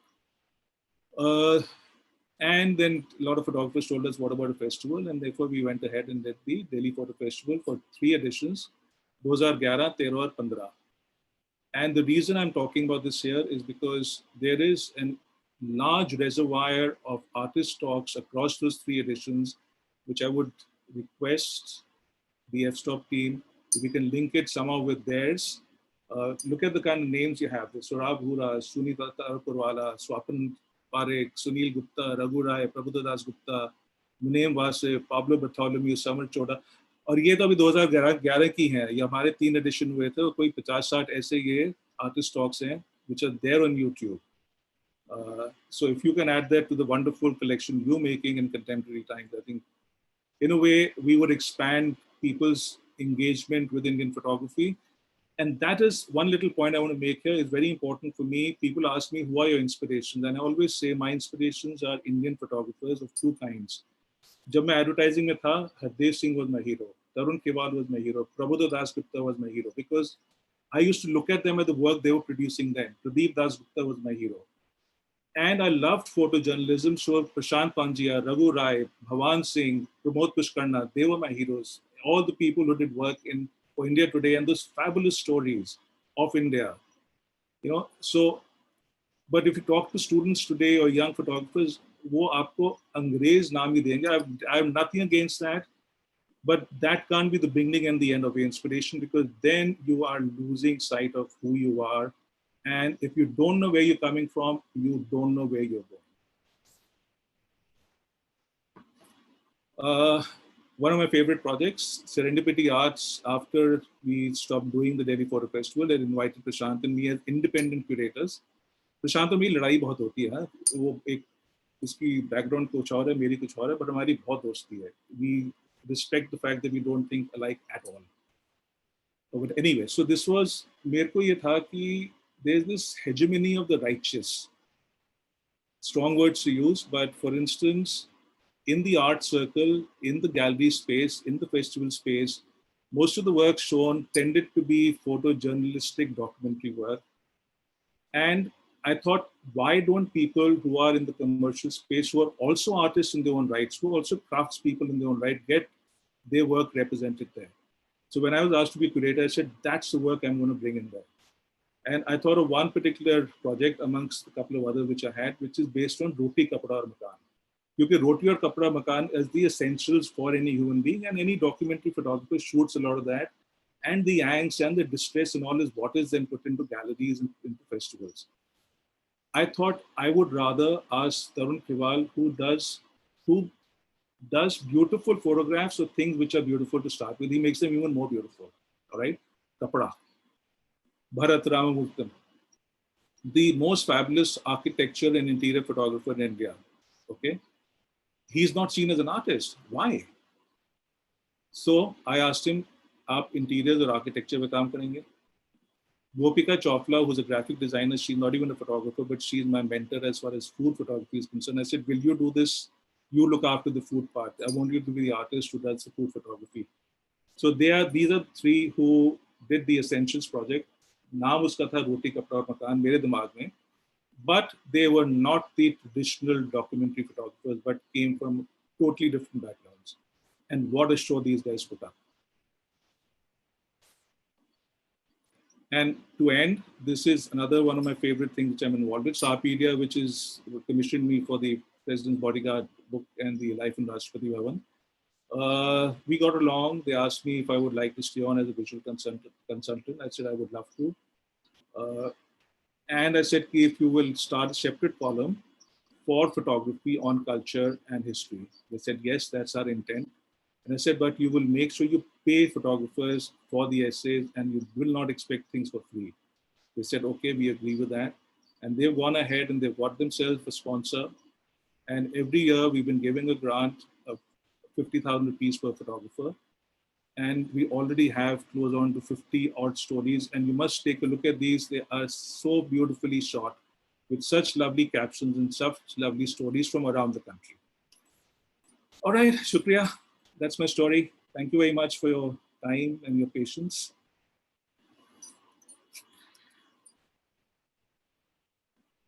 Raj, Raj, yes, you're Hi. on, Raj. Hi. Sorry, I was trying to figure out where the mute button was. Thank you, Dinesh. Thank you for sharing your journey with us. Thank you. Thank you for being there. Thank you for having the patience to sit through. No, it's a long journey, and it's a journey that's seen, as I said, so many different phases, and that's why it's always interesting to talk to you. I have a few questions, and there are a couple of questions from the audience as well. I'm going to just start with one of my questions. Dinesh, you spent, as you said, several years in advertising before you eventually moved to photography. You spent a few years in advertising. How did that phase influence the way you would shoot? Were there definite, tangible advantages of being encouraged to think visually in a certain way? And also, were there any disadvantages? The advantage straight away is the fact that one got to work with really talented people who came into agencies with their own talents and their own expertise. And, to be part of such a team is inspiring. There's a sense of competitiveness, but there's a sense of camaraderie, which at the end of the day, if you work together and I love working with people, you influence each other, you evolve together, you look at things similarly and, dissimilarly too. You're able to learn how to argue your point. You're able to learn how to accept another point of view, which I think is a very, very important aspect. And that is something which advertising or that kind of a milieu teaches you. So that's as far as being a working professional is concerned. I thought that was the advantage. I do feel when I look back that whereas I do shoot largely instinctively, but my instincts probably have been honed in a way by the aesthetics and the desire for perfection stroke beauty, which advertising in a way expects or maybe also even demands. Okay. And I have no problem with that because instinctively anyway, I like things which are beautiful. Even the most supposedly, you know, something which doesn't look too good, etc. I still want to make it look, whether it's through the light, or whether it's the lighting, whether it's the moment, whether it's configuration, whether it's the composition. Uh, so all that has come into, I think, my sense of visuality, and it does play a very important role in it. So I'm quite happy with the fact that I've been in advertising. Visually, it's helped me a great deal. And I think in terms of being able to be a team player, uh, it is something which has stayed with me, and I like that. Okay. Okay. But I mean, just to since we were having this conversation yesterday on the phone as well, do you think there have been times when you've wanted to say unlearn a certain way of seeing that your advertising years would train you with, or were there any other difficulties that you faced with a career shift which happened not really at a super young age? Uh, Not a young age, really. I was 32 or something, I think 32 or 33 when I quit advertising and I started photography. And I'd already been in advertising for about 11 years. So certainly not young, but young enough to be able to take a risk, and, so which is fine. Uh,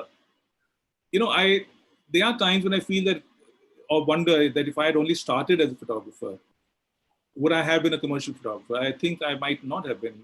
I think the fact that I'm a commercial photographer, or I took on advertising photography, came from my being exposed to photography only in that particular region or in that particular area. Right. Yeah. So that has influenced me. Do I lament that? No. But would I have wanted to be, for instance, a photojournalist? Of course, I would have. I mean, I think if I had started working at the age of 21, and the fact that I had this entire thing of कि ये मेरा देश जो है वो उसमें मैं नहीं रहता, वो बाहर कहीं और है. It would have made me go look for that, whether as a photojournalist or as another kind of photographer. Hmm. But having said that, I do really, really love the fact that I have been involved with taking beautiful photographs of beautiful things, of beautiful objects, of beautiful interiors, because to me they are as real as anything else is, and this is as much my reality and the reality of people's lives as the opposite is. So I like that. I enjoy it. Okay. Can you talk about your relationship with color? The other day, in one of the other talks, you had said something on the lines of the fact that you enjoy shooting color for color's sake. Now, that's a statement which some other photographers through history have echoed, while other color photographers have really challenged. So, can you elaborate on why you think so? Why you think this way about color, and what draws you to it? See, like I said in the beginning, there photography is a language like Hindi is, and English is, and French is, and German is. It's these, like with languages you have words, which you have letters, and words you make sentences, and sentences you make paragraphs, and paragraphs you make stories. With photography, which is language, I think color is one of those elements. Uh, and I use that element because that element is something which attracts me. And I think it's very important for a photographer to be able to understand, so what is it that I reach out to? What is it that my heart opens to? Or like Raghuji very eloquently said, when does my heartbeat stop and gets transferred into a picture? वो उनको नहीं पता होता है उस समय. वो heart और फोटो के बीच में वो बात होती है. मेरे लिए वो कलर के साथ होती है. हमेशा नहीं, हर कलर के साथ नहीं. कलर के साथ कुछ और भी शायद होता हो तो है. But it is, even if it's just a relationship between two colors and light at a certain time, or form in a particular color, that same happens to me. I think a picture works for a photographer जब आपके दिल से आह निकलती है. You know it then कि ये photo जो है ये मेरी है और मेरे साथ वो कलर में होता है. Has that fondness for color changed over time? Because obviously, when you got into photography, you were fresh from advertising. You were fresh from looking at probably the idea of color and beauty in a certain way. You were also using transparencies. The way you photographed you know, places and the idea of travel in your early projects in Bazaar, in Living Faith, is extremely different from the way you've looked at probably ironies in life in something like Double Take, which is relatively more recent. So has that equation, even with your the way you look at color and the way you look at places, has that changed over time? Strangely enough, I would think when I look back, there was probably a very practical reason why I was only shooting in color. As I can see Tarun on my screen, I can see Faudan, who would have shot in film. What you put in a camera is what you had. And what you had in your camera is what your picture was. And I wanted to go out and shoot with two camera bodies because I wanted to have one wide zoom on one and a tele zoom on the other so that I didn't miss the shot. I'm not the prime lens type. I never could afford them. Maybe I would have been in case I got that. Also, I'm a bit lazy. I don't want to run around too much. So, zoom acha hai. So, I would put transparency film in both because I didn't want to miss the shot. And I didn't want to miss the color shot. All right. So, I was bound by the fact that either now I had a third camera body in which I put black and white roll. And that I thought was a bit too much and too cumbersome. And I don't like carrying camera bags and all. I just like, hanging two cameras, put some rolls in my pockets and nikal lo yaar, ab jaake shoot kar lo. So that's where I think I never shot black and white, even if I wanted to. It didn't occur to me because I didn't want to carry the infrastructure for it. Okay. But ever since digital came along and you are now shooting pixels, and those pixels happen to have all the information which is in front of the camera at that point of time, and which is therefore includes color. Then, like I said, photography is a language. Then I look at the photograph and see what is it that this photograph needs to communicate, to speak. Color Hindu बन रहा है, निकाल दो. मेरे को उससे कोई इतना लगाव नहीं है. मेरे को उसके मतलब से लगाव है. फोटो के मतलब से लगाव है. तो अगर कलर जो है वो हिंदू से तो उसको निकाल दो. ब्लैक एंड व्हाइट से अगर एनहांस हो रही है मेरी बात तो मैं ब्लैक एंड व्हाइट में बोलूंगा. So digital allows me that luxury now. Of course, yeah.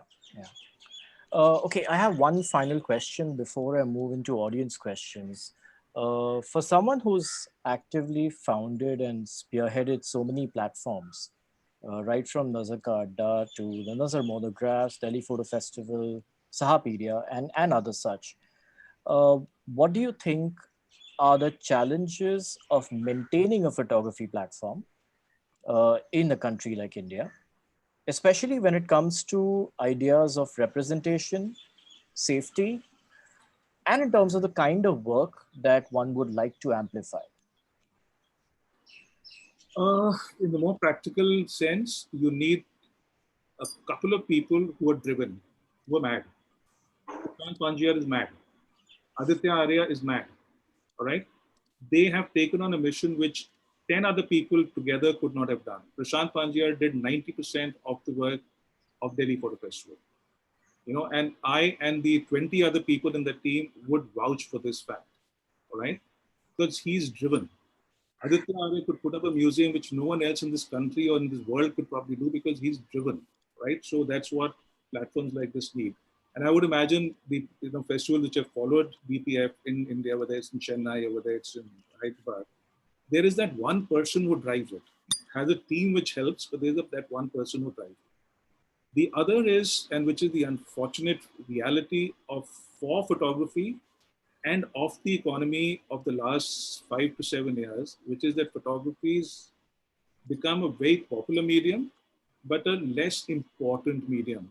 It's a very strange kind of a paradox which photography finds itself in. And I do believe that anything which becomes a democratic art form actually loses its charm. Any art form needs to be elitist.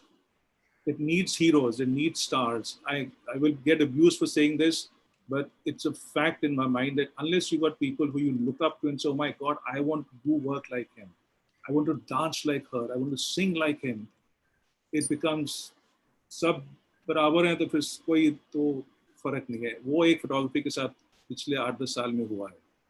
तीसरा ये है that photography has lost its relevance in terms of the promotional platform. And आप कुछ भी कर लीजिए, how no matter how moralistic etc. you are, to do festivals etc. you need money, and the money comes from corporates who come to you because either they think photography is a great platform, or they think that the people who are coming to your platform are the possible customers for them. Simple. There's no third reason here. Right? So what happened is that photography stopped being that. And for camera companies, two very huge blows have happened in the last 8-10 years, to my mind. One is the mobile phone came along, killed the point and shoot, which was the large revenue flow for camera companies. The other is that almost the entire revenue stream for photography usage has moved to wedding and event. I would say of every 100 rupees, 80 rupees today is earned by wedding photography. So monies from camera companies and other sponsors have moved, rightly so, to that particular stream.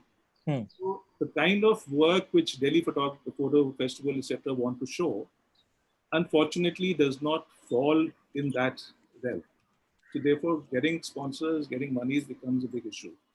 Right. As far as representation is concerned, yes, it needs to be more open, both in terms of gender and my personal passion in terms of genre and kind of work, which I do think that things like festivals and galleries, etc., tend to get cliquish. It's a human tendency to want to hold on to what is familiar to you, want to promote things which you think are great. And you don't realize when you're inside that silo that you are actually imprisoned by it and there's more to the world outside of you. I'm not putting blame on that, but that's really is what needs to be dismantled. And that's how things would change. I asked this particularly because whether it's in terms of things like pricing or copyright or safety, as we saw with the Me Too movement that happened a couple of years ago, in a country which is so vast but which has such few institutions, I'm sure that the challenges would be immense.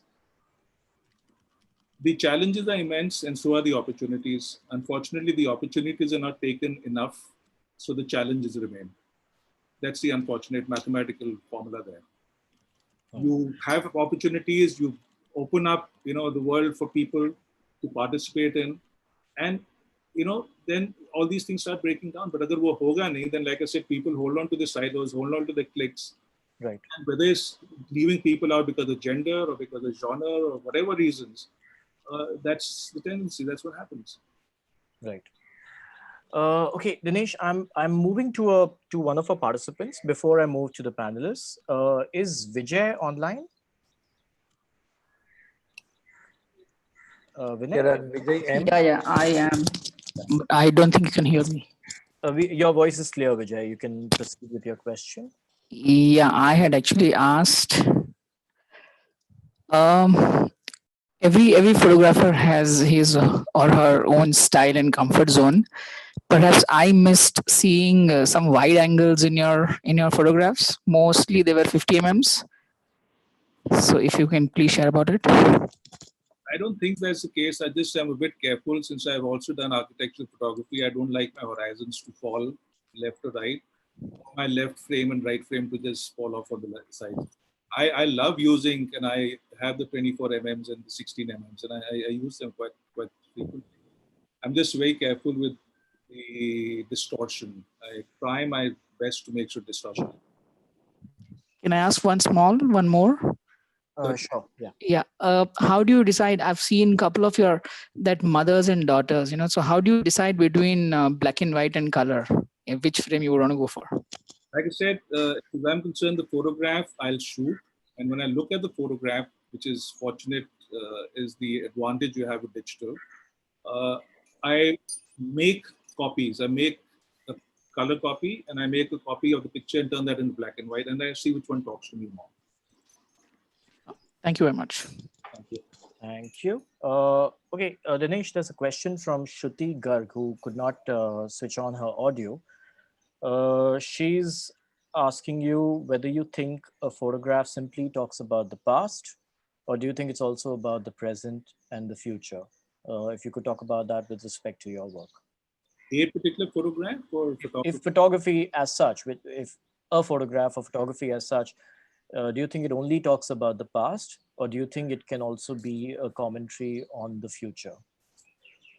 I think in the very essence of photography, by its physical characteristic, is that it freezes the moment which is already in the process of being frozen, has gone into the past.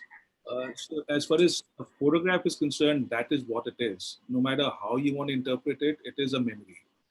Where we are lucky that it's a memory which is frozen, whether in a digital form to be seen on the screen or whether it's as a print to be held in your hand.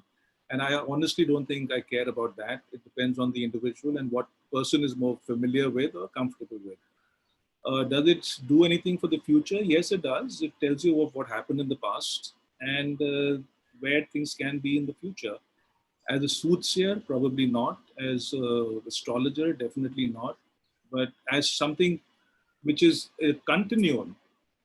And I think that is where photographers need to understand that you need to see a lot of work of a lot of photographers to understand हो क्या रहा है भाई, हुआ क्या है भाई, यहाँ पे क्यों खड़े हैं भाई, तो तभी पता लगेगा कि जा कहाँ रहे हैं भाई. Okay, that's a very relevant point. Thank you. Is Ashish Chawla online? Can we move to Ashish? Yeah, he is. Hi Ashish. That's your lockdown beard. Yeah, that's my lockdown day. How are you guys? So I've been a follower of your work since I passed out of college, which was way back in 96, 97. That's when you had your first show. And I remember being like totally being awestruck with the colors which I saw on those prints, the yellow saris and the blue doors and everything else around, which I remember those transparency prints which were made by Bikash Das, which was fabulous. Gosh, he made my show. He was my other Murli wala, huh? I mean, Bansuri wala. So I personally have seen this in many photographers who would work in film versus when the whole medium shifted to digital. There seems to be certain shift in the work. Like I still feel there was a quality in the images which were created with film in those days, and those images may be, however, limited. Like you said, you use 30 rolls for 30 days, which is not the case which would happen in terms of the number count today of how much we shoot. But the quality of those images, just because you put in so much effort into deciding when to take the frame, there was certain longevity in those images. So how do you think your images have changed since you moved to format, and now since you also shoot a lot on your cell phone and everything else? How do you think that your perspective on looking towards the world has changed, or your sense of composition or anything? How has it been affected with digital coming in? A great question, and I think we could actually have a symposium on this, rather than just a question and answer. Similar transition in Mr. Raghu Rai's work as well. So this is something I wanted to bring up. What I would say is that when I was shooting on film, or when all of us were shooting on film was a very, very stringent taskmaster. Film expected you to learn how to treat her. Film said, "Pehle meri chemistry seek." Film said, "Pehle meri physics seek." Okay? और उस 3-4 साल में सीखने में इंसान अपनी नजर सीखता था. So that was something which I think, because I took that time. Hopefully I'm echoing the thoughts of a few others from my generation. But that's the thing which film does for you. It teaches you patience. It teaches you therav. It says, slow down, man. I cost money. I cost effort. I'm not instant. You can't, I was off for 30 days, like I said, to Tamil Nadu. I came back 30 days later and only then got to see even one photograph. Can you imagine the tension of that? So then, therefore, can you imagine the discipline which you have to be able to photograph? And that then gets translated into your photograph, into your transparency. And transparency is so final. The colors which get imprinted chemically on that celluloid are it. That's it. I mean, that was the beauty of that medium. But having said that, I don't miss it because I love digital. Digital allows me to come and interpret my photographs. I used to create photographs earlier, now I interpret pictures. Digital says, come, put it into my laptop, put it on the screen and say, अच्छा भाई, ये रंग ठीक है, वो नीला होना चाहिए कि नहीं, contrast बढ़ाऊं कि ना बढ़ाऊं, इसको black and white में होना चाहिए कि नहीं, थोड़ा grainy करूं कि नहीं.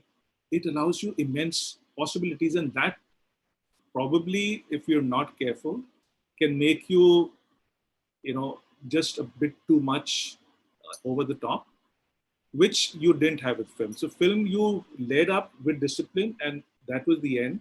Your work ended there when you shot that frame. With digital, I think your work starts virtually at the point where you shoot the frame, and then you can still take it forward. So how do you think it's kind of changed the way you're looking at images now? I mean, I'll when leave you that. go out, I would want you to study my pictures and tell me if it has or not. I don't think I'm the right person to answer that. I think we'll keep it for another discussion then. Thank Thank you, Ashish. Can we move to one of the panelists? Does somebody want Summer wanted to ask. Summer, you want to come in? Yeah. Dinesh, what I really would like to, I mean, I've seen some, brilliant work of yours over a number of years. But, what I really hats off is that, what you've done for photography, in this very limited space, starting with what you and Prashant were working on the Photo Fest, which inspired, I think, so many forums and festivals and all kinds of biennales and all that stuff.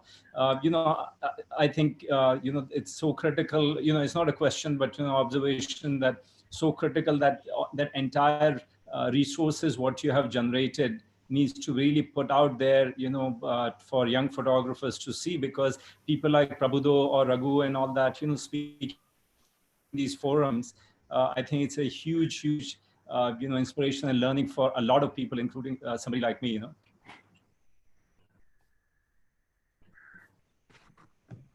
So, Aisha, do you want me to say thank you, or am I? No, no, I don't need a thank you. I have an answer to that, but thank you very much. Prashant and I talked about this in 2010. Prashant and I weren't friends. We were from different kinds of photography altogether, and I don't even remember now. But in 2010, we had a two photographer show together at Palette Art Gallery in Delhi. And the interesting thing was, I showed my faith work in color. Prashant showed his black and white work of the Kumbh Mela, and that made for I think, a very interesting kind of a show, because it was a photojournalistic black and white, powerful pictures, and what I prefer to believe, my quiet color pictures.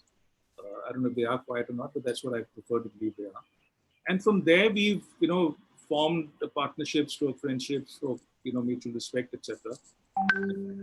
Probably also it matters that we are the same age. He's 4 years. I always tell him he's 4 days elder to me, and we mentally were at a stage where both of us felt that we wanted to give back to this medium which has given us our lives. So honestly, we started छोटा यार, कि नजर का अड्डा एकदम बिल्कुल वही करना था यार, कोई फेस्टिवल वगैरह का आइडिया नहीं था.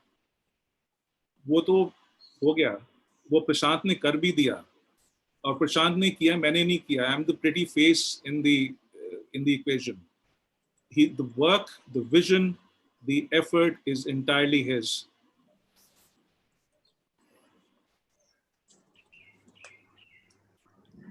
Sorry, did I answer your? Yeah. No, that's perfect. No, I also was thinking, what Dinesh does, which I think on social media, I see any photographer, any photographer, launching a little book or an exhibition or a piece of work. Dinesh's wall is full of promoting other people's photography, and I think that's just so brilliant, because it's not exactly a very secure world we live in, and you are so out there promoting. I mean, I know my own work so many times, just put it out there, and that's just I mean, thanks for that. I hope people don't think it's my work, huh? Thank you, Summer. I mean, this is something I learned when we were doing the Delhi Photo Festival. We didn't have the money to promote it, yeah. And I actually got into social media because I thought, that this is the channel through which we get the news out there, to whatever limited extent we can. And found that it is something which is a very valuable way of engaging with like-minded people. And I've carried on with that in a way. It's virtually a legacy of the Delhi Photo Festival. We still have those 2 pages.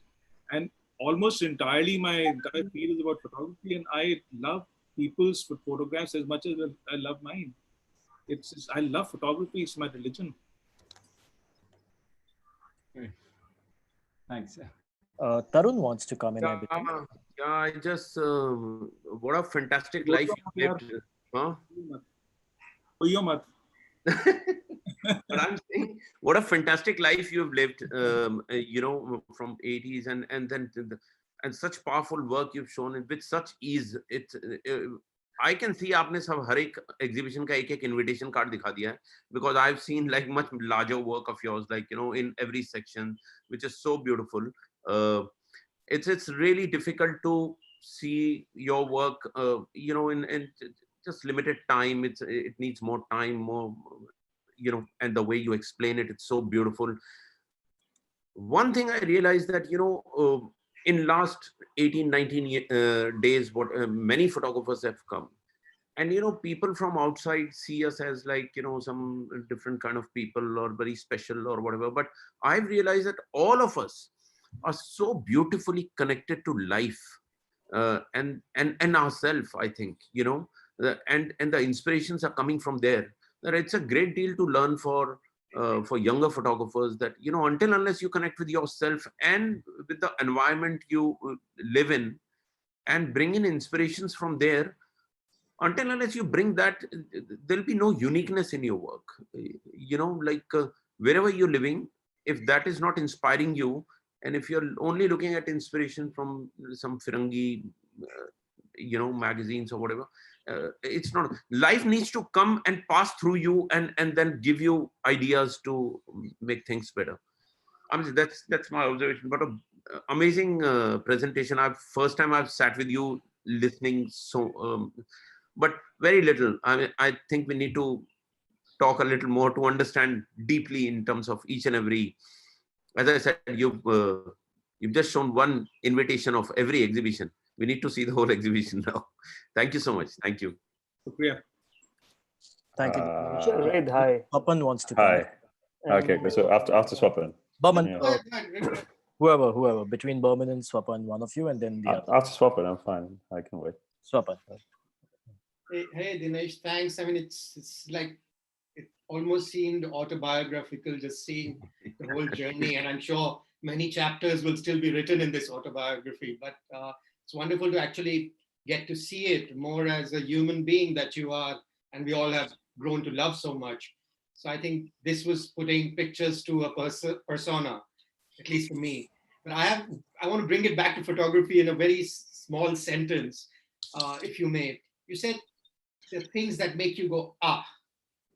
What are the things that make you go, ouch?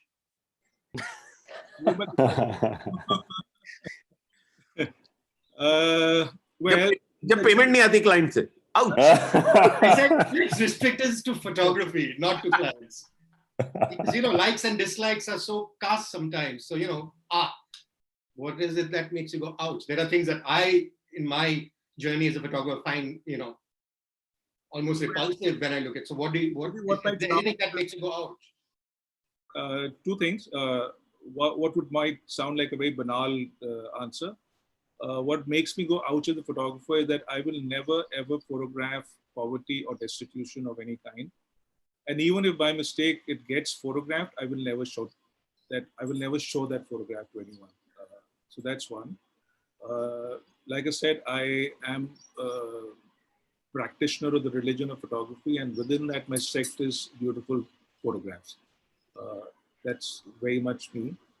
The other, I am in my heart a street photographer, and I promise you, for every photograph which I've said I have 500 photographs where it went ouch, because या तो गाय आ गई, या बारिश आ गई, या scooter निकल गया, किसी ने मेरे को धक्का मार दिया, and I take it very seriously, because in the sense, I mean, I don't take seriously the fact that I didn't get that picture. It's just that, when you're out in the street and you're photographing, you become one with that place. You become one with that space. It's mine. I'm in that zone at that time, So when it doesn't happen for you, for that moment, at least it's an ouch situation. But fortunately on the street, especially in India, there's so much happening that it kind of moves on very quickly. And there was another thing about faith you said. Sorry, Rick, just one more smaller thing. Please. About faith, you kept, you said faith and photography is a religion, but there was this word called faith. And I think just as more like a sentence, just picking from what, the word that you use, faith. Sometimes a lot of photographers in their formative years may lose faith in photography for not getting the validation. But the beauty about faith is, even if you lose it, when you come back to it, it's still always waiting there for you in whatever form. So I think that would be something that photographers really need to hold on to. And even if you lose faith, faith is still there waiting for you. Come back, and it's going nowhere. Absolutely. That's what, for instance, Amit in his talked about in a way. In that case, had to deal with one particular subject, but that's something which you can extrapolate to your engagement with photography. But it's just, if it's something which I believe, and especially with the young people who are setting out to be, get into photography, people now tend to say, I'm a photographer. And I say, don't you dare say that. Say, I want to be a photographer. A person who wants to be a doctor doesn't say, I'm a doctor. He works his fucking ass off for 8 to 10 years, and then someone else says, yes, you're a doctor. आप कहाँ से आए, आप कैसे बोल दिया, camera खरीद लिया तो आप फोटोग्राफर बन गए? नहीं, आप नहीं हैं. Don't you dare say you're a photographer. You say, I want to be a photographer, work for it. रियाज करिए, परिश्रम करिए, ऐसे नहीं होता. और आजकल जो है ना, माहौल ऐसा है कि लोग कहते हैं नहीं हो जाता यार, हो जाएगा, तू बहुत बढ़िया है. होगा, दो फोटो अच्छी होंगी, बट सारे 200 फोटो हैं जो 10.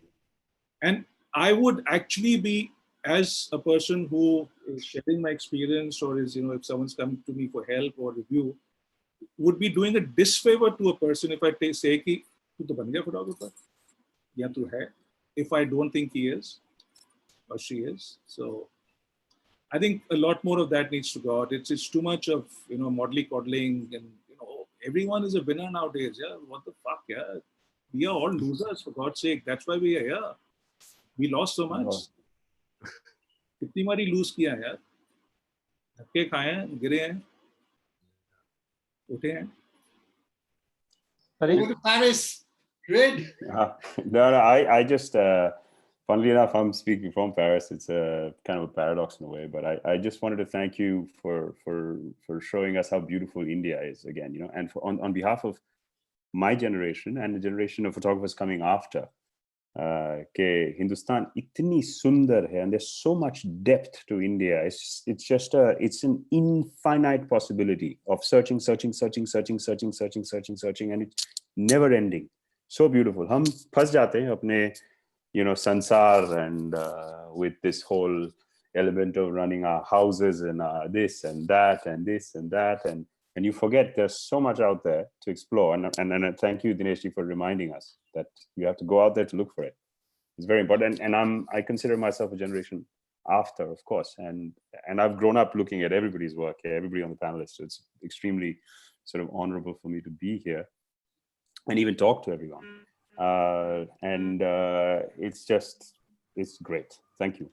Thank you, Red. Thank you very much. That's all I have to say. Thank you, Bobin. Amit wanted to come in. Amit? Khanna sahab, kahan gaye Khanna sahab? I thought you promised that you will not ask me a question. I'm not asking you a question. मेरा question राज ने पूछ लिया. मैं तो सोच रहा था ये color का, because I was the guy. I mean, it's such an interesting thing that we have been friends for the last, 2 decades, rather, I would say, and our approach to photography, color photography, is so different. When you say, I shoot for the sake of color, and I say, oh, don't shoot for the sake of color. But yes, again, there are many tributaries go to the Ganga. So that's how it's wonderful. So question तो नहीं था मेरा, मैं तो सिर्फ आपसे मिलने आया था कि how are you feeling now? Exam हो गया, 5 बज गए. दिन में दिनेश से बात करी तो खन्ना साहब कह रहे थे यार आज ऐसा लग रहा है जैसे बोर्ड का एग्जाम है. So anyway, it was such a wonderful thing. What a wonderful inning you have played, I must say. Thank you. And I must say, your father, what a handsome man you are. No, and even your mother. Very, very, the first time very. we saw that whole thing, both your parents, such lovely looking. That's the reason you are, what you are. खबर भेज देंगे उनको. Once Shobha Day said Khanna साहब बताएंगे नहीं, मैं बता देता हूँ. मैं खन्ना साहब क्यों बन गए यार, अच्छा वाला दिनेश था. अच्छा चलो. वो कभी कभी दाढ़ी दिख जाती है, सफेद बाल दिख जाते हैं. Anyway, once Shobha said about Mr. Khanna, Dinesh के ऊपर वाले ने ऐसे चेहरे बनाने बंद कर दिए. She actually said that. It is a photograph which Prabodha or Tarun, sorry, I forget who had shot it, and it came in Society magazine. Prabodha shot. And she used to be the editor of that at that time, and in a column she wrote that. मैंने बहुत देर तक वो cutting रखी थी सली.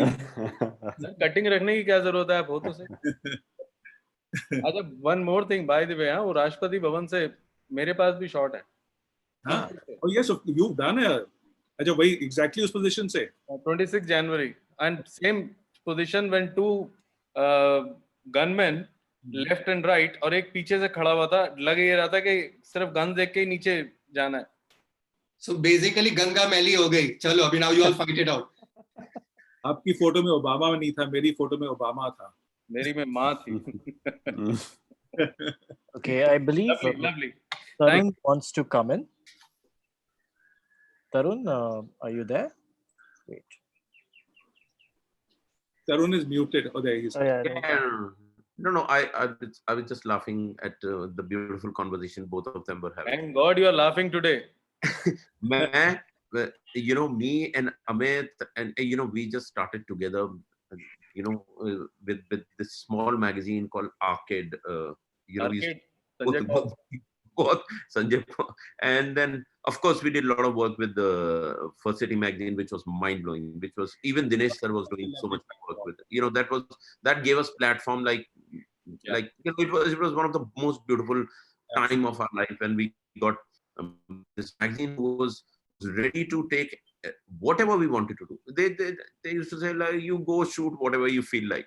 And I got this opportunity to sit with like, you know, Pandit Ravi Shankar for like hours. He's playing sitar for us and I'm shooting, and he, you know, one to one. And there were so many beautiful incidents like that. That's the ultimate challenge a magazine or an editor or a creative director can give a photographer.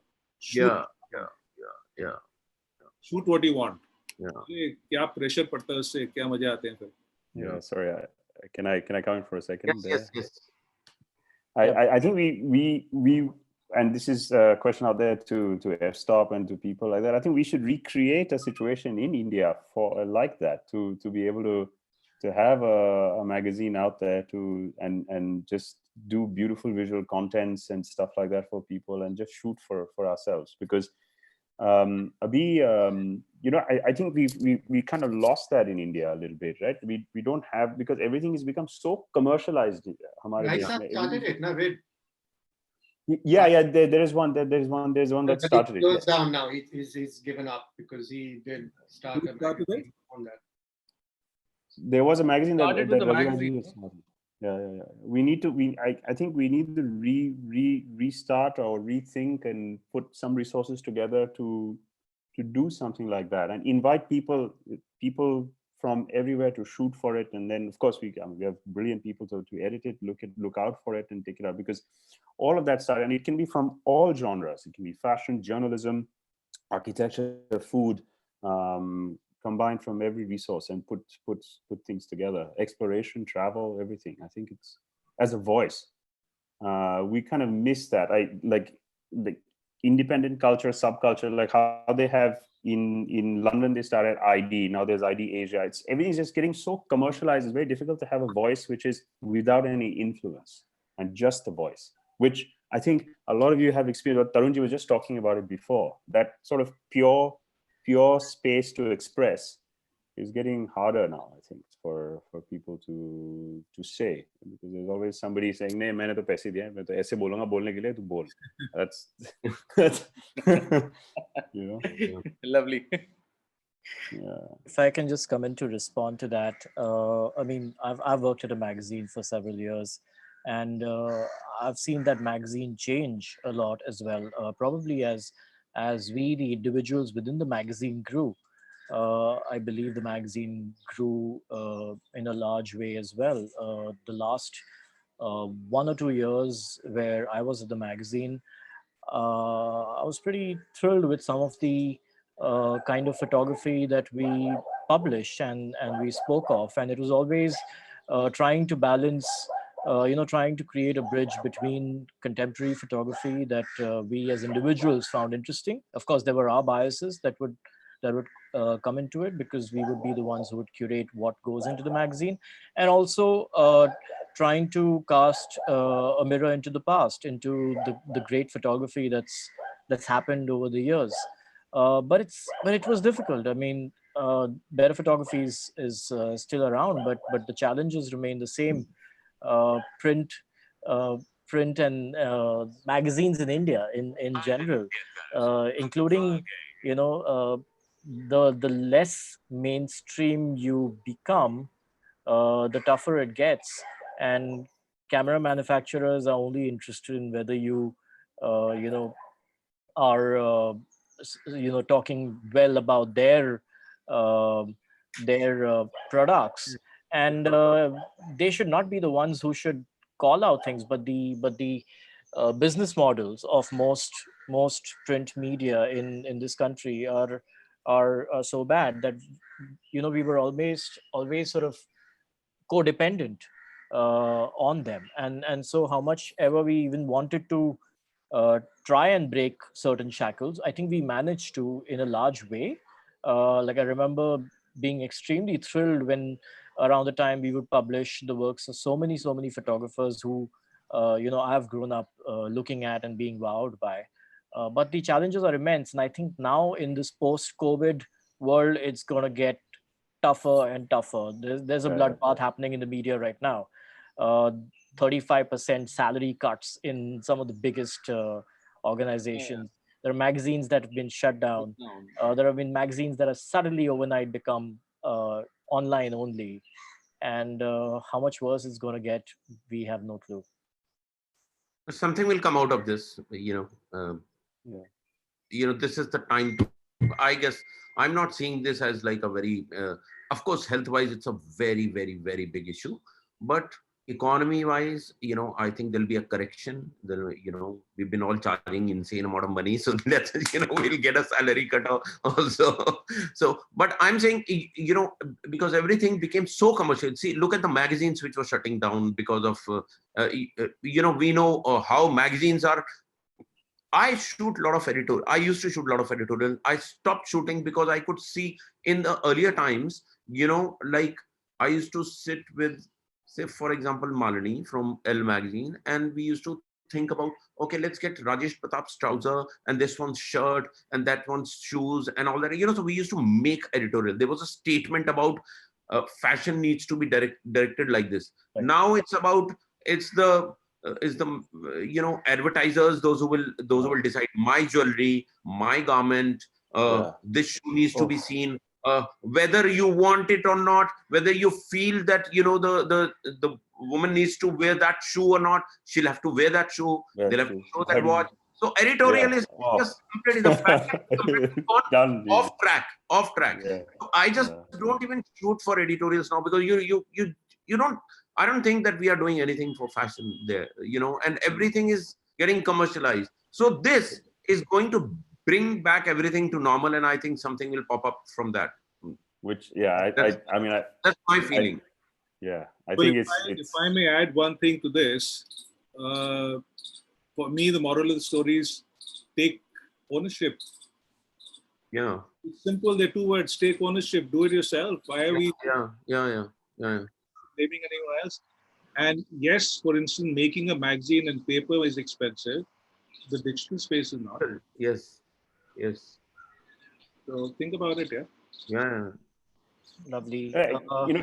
Dinesh, we've taken the conversation into several different zones, much like you. I'm enjoying it. And no, I just wanted to thank you. That we've looked at all your work. We've looked at your life's journey, but we've also looked at a certain journey that photography has taken over the past 8 or 9 years in India, because you've been so actively involved with the premier festival of the country, and what's to come is something we will hopefully be optimistic about. Thank you so much. And I would like to leave the floor to Devang. Thank you, Raj. Thank you, Dinesh ji. That was wonderful. It just kind of essays that life is beautiful in color. Your work and all the entire chat we've been seeing, everybody just talking about it. The colors are so beautiful. Every picture has so much of life in it. It's amazed everyone. Thank you so much. And I from F.Stop side, I think a great start to season 2, and we are so happy that you agreed to show your work today as start to season 2. So thank you, Raj, once again for your moderation. Thank you to all the panelists for being here. And this is what we have in the lineup for season 2. I'm sure everybody is just waiting to see it. And here it is. So tomorrow we have Pablo sir, followed by Kabir Khan on 18th. Sunday, this has just come in while this conversation was going on. Konkona Sen Sharma is going to speak to us on Sunday. And then we have Ivan Ban on 21st, Summer on 23rd, and Prashantji on 25th. Also, to share some good news with everybody here is that as part of the overall series that we have been doing so far, there have been a couple of breakout series that have started, wherein and something all of you guys were just voicing out that let's look at the hinterland of India as well. So there is a session which is happening with the Photography Club of Jamnagar on Monday with Saurabh, and there's another session which is happening on Tuesday with the Photography Club of Jaipur with Vinay. So these are some breakout sessions that have just started happening, all in association with F.Stop, and all the good things that people have been seeing for the last 18, 19 days and sessions. That's now echoing into the smaller areas or the smaller cities or the smaller towns, as we whatever we might like to call it. And we are happy that we are able to give the platform to photographers in that region, as in that community as well. So thank you once again everyone for joining in today, and we hope to see you tomorrow. And please do register for all the upcoming conversations, the series. The links are there on our link tree, which has been shared right now in the chat as well. And we look forward to see you there. Thank you. Thank you Thank very you, much. everyone. Thank you. Thank you. Thank you, everyone. To say something. Small thing to Dinesh ji. It's interesting. We had a busboy in New York. I used to drive trucks in between New York and California, equipment delivery trucks. I did that for 2 years. Same thing. We made Light ke saman or sandbags and everything else. 2 saal. We made mandatory for everyone to do such jobs for a couple of years. Yeah. To start, it's amazing. That is a very, very deep-seated problem in our country, in our society, that we are not able to cross that line and see how others live. That's why they remain others. Until we can get that out and broken down those walls, we're going to remain the way we are. I'm just gonna stop our live stream on YouTube, and then of course we can go ahead with this conversation. So thank you everyone for once again joining for today's session. See you tomorrow.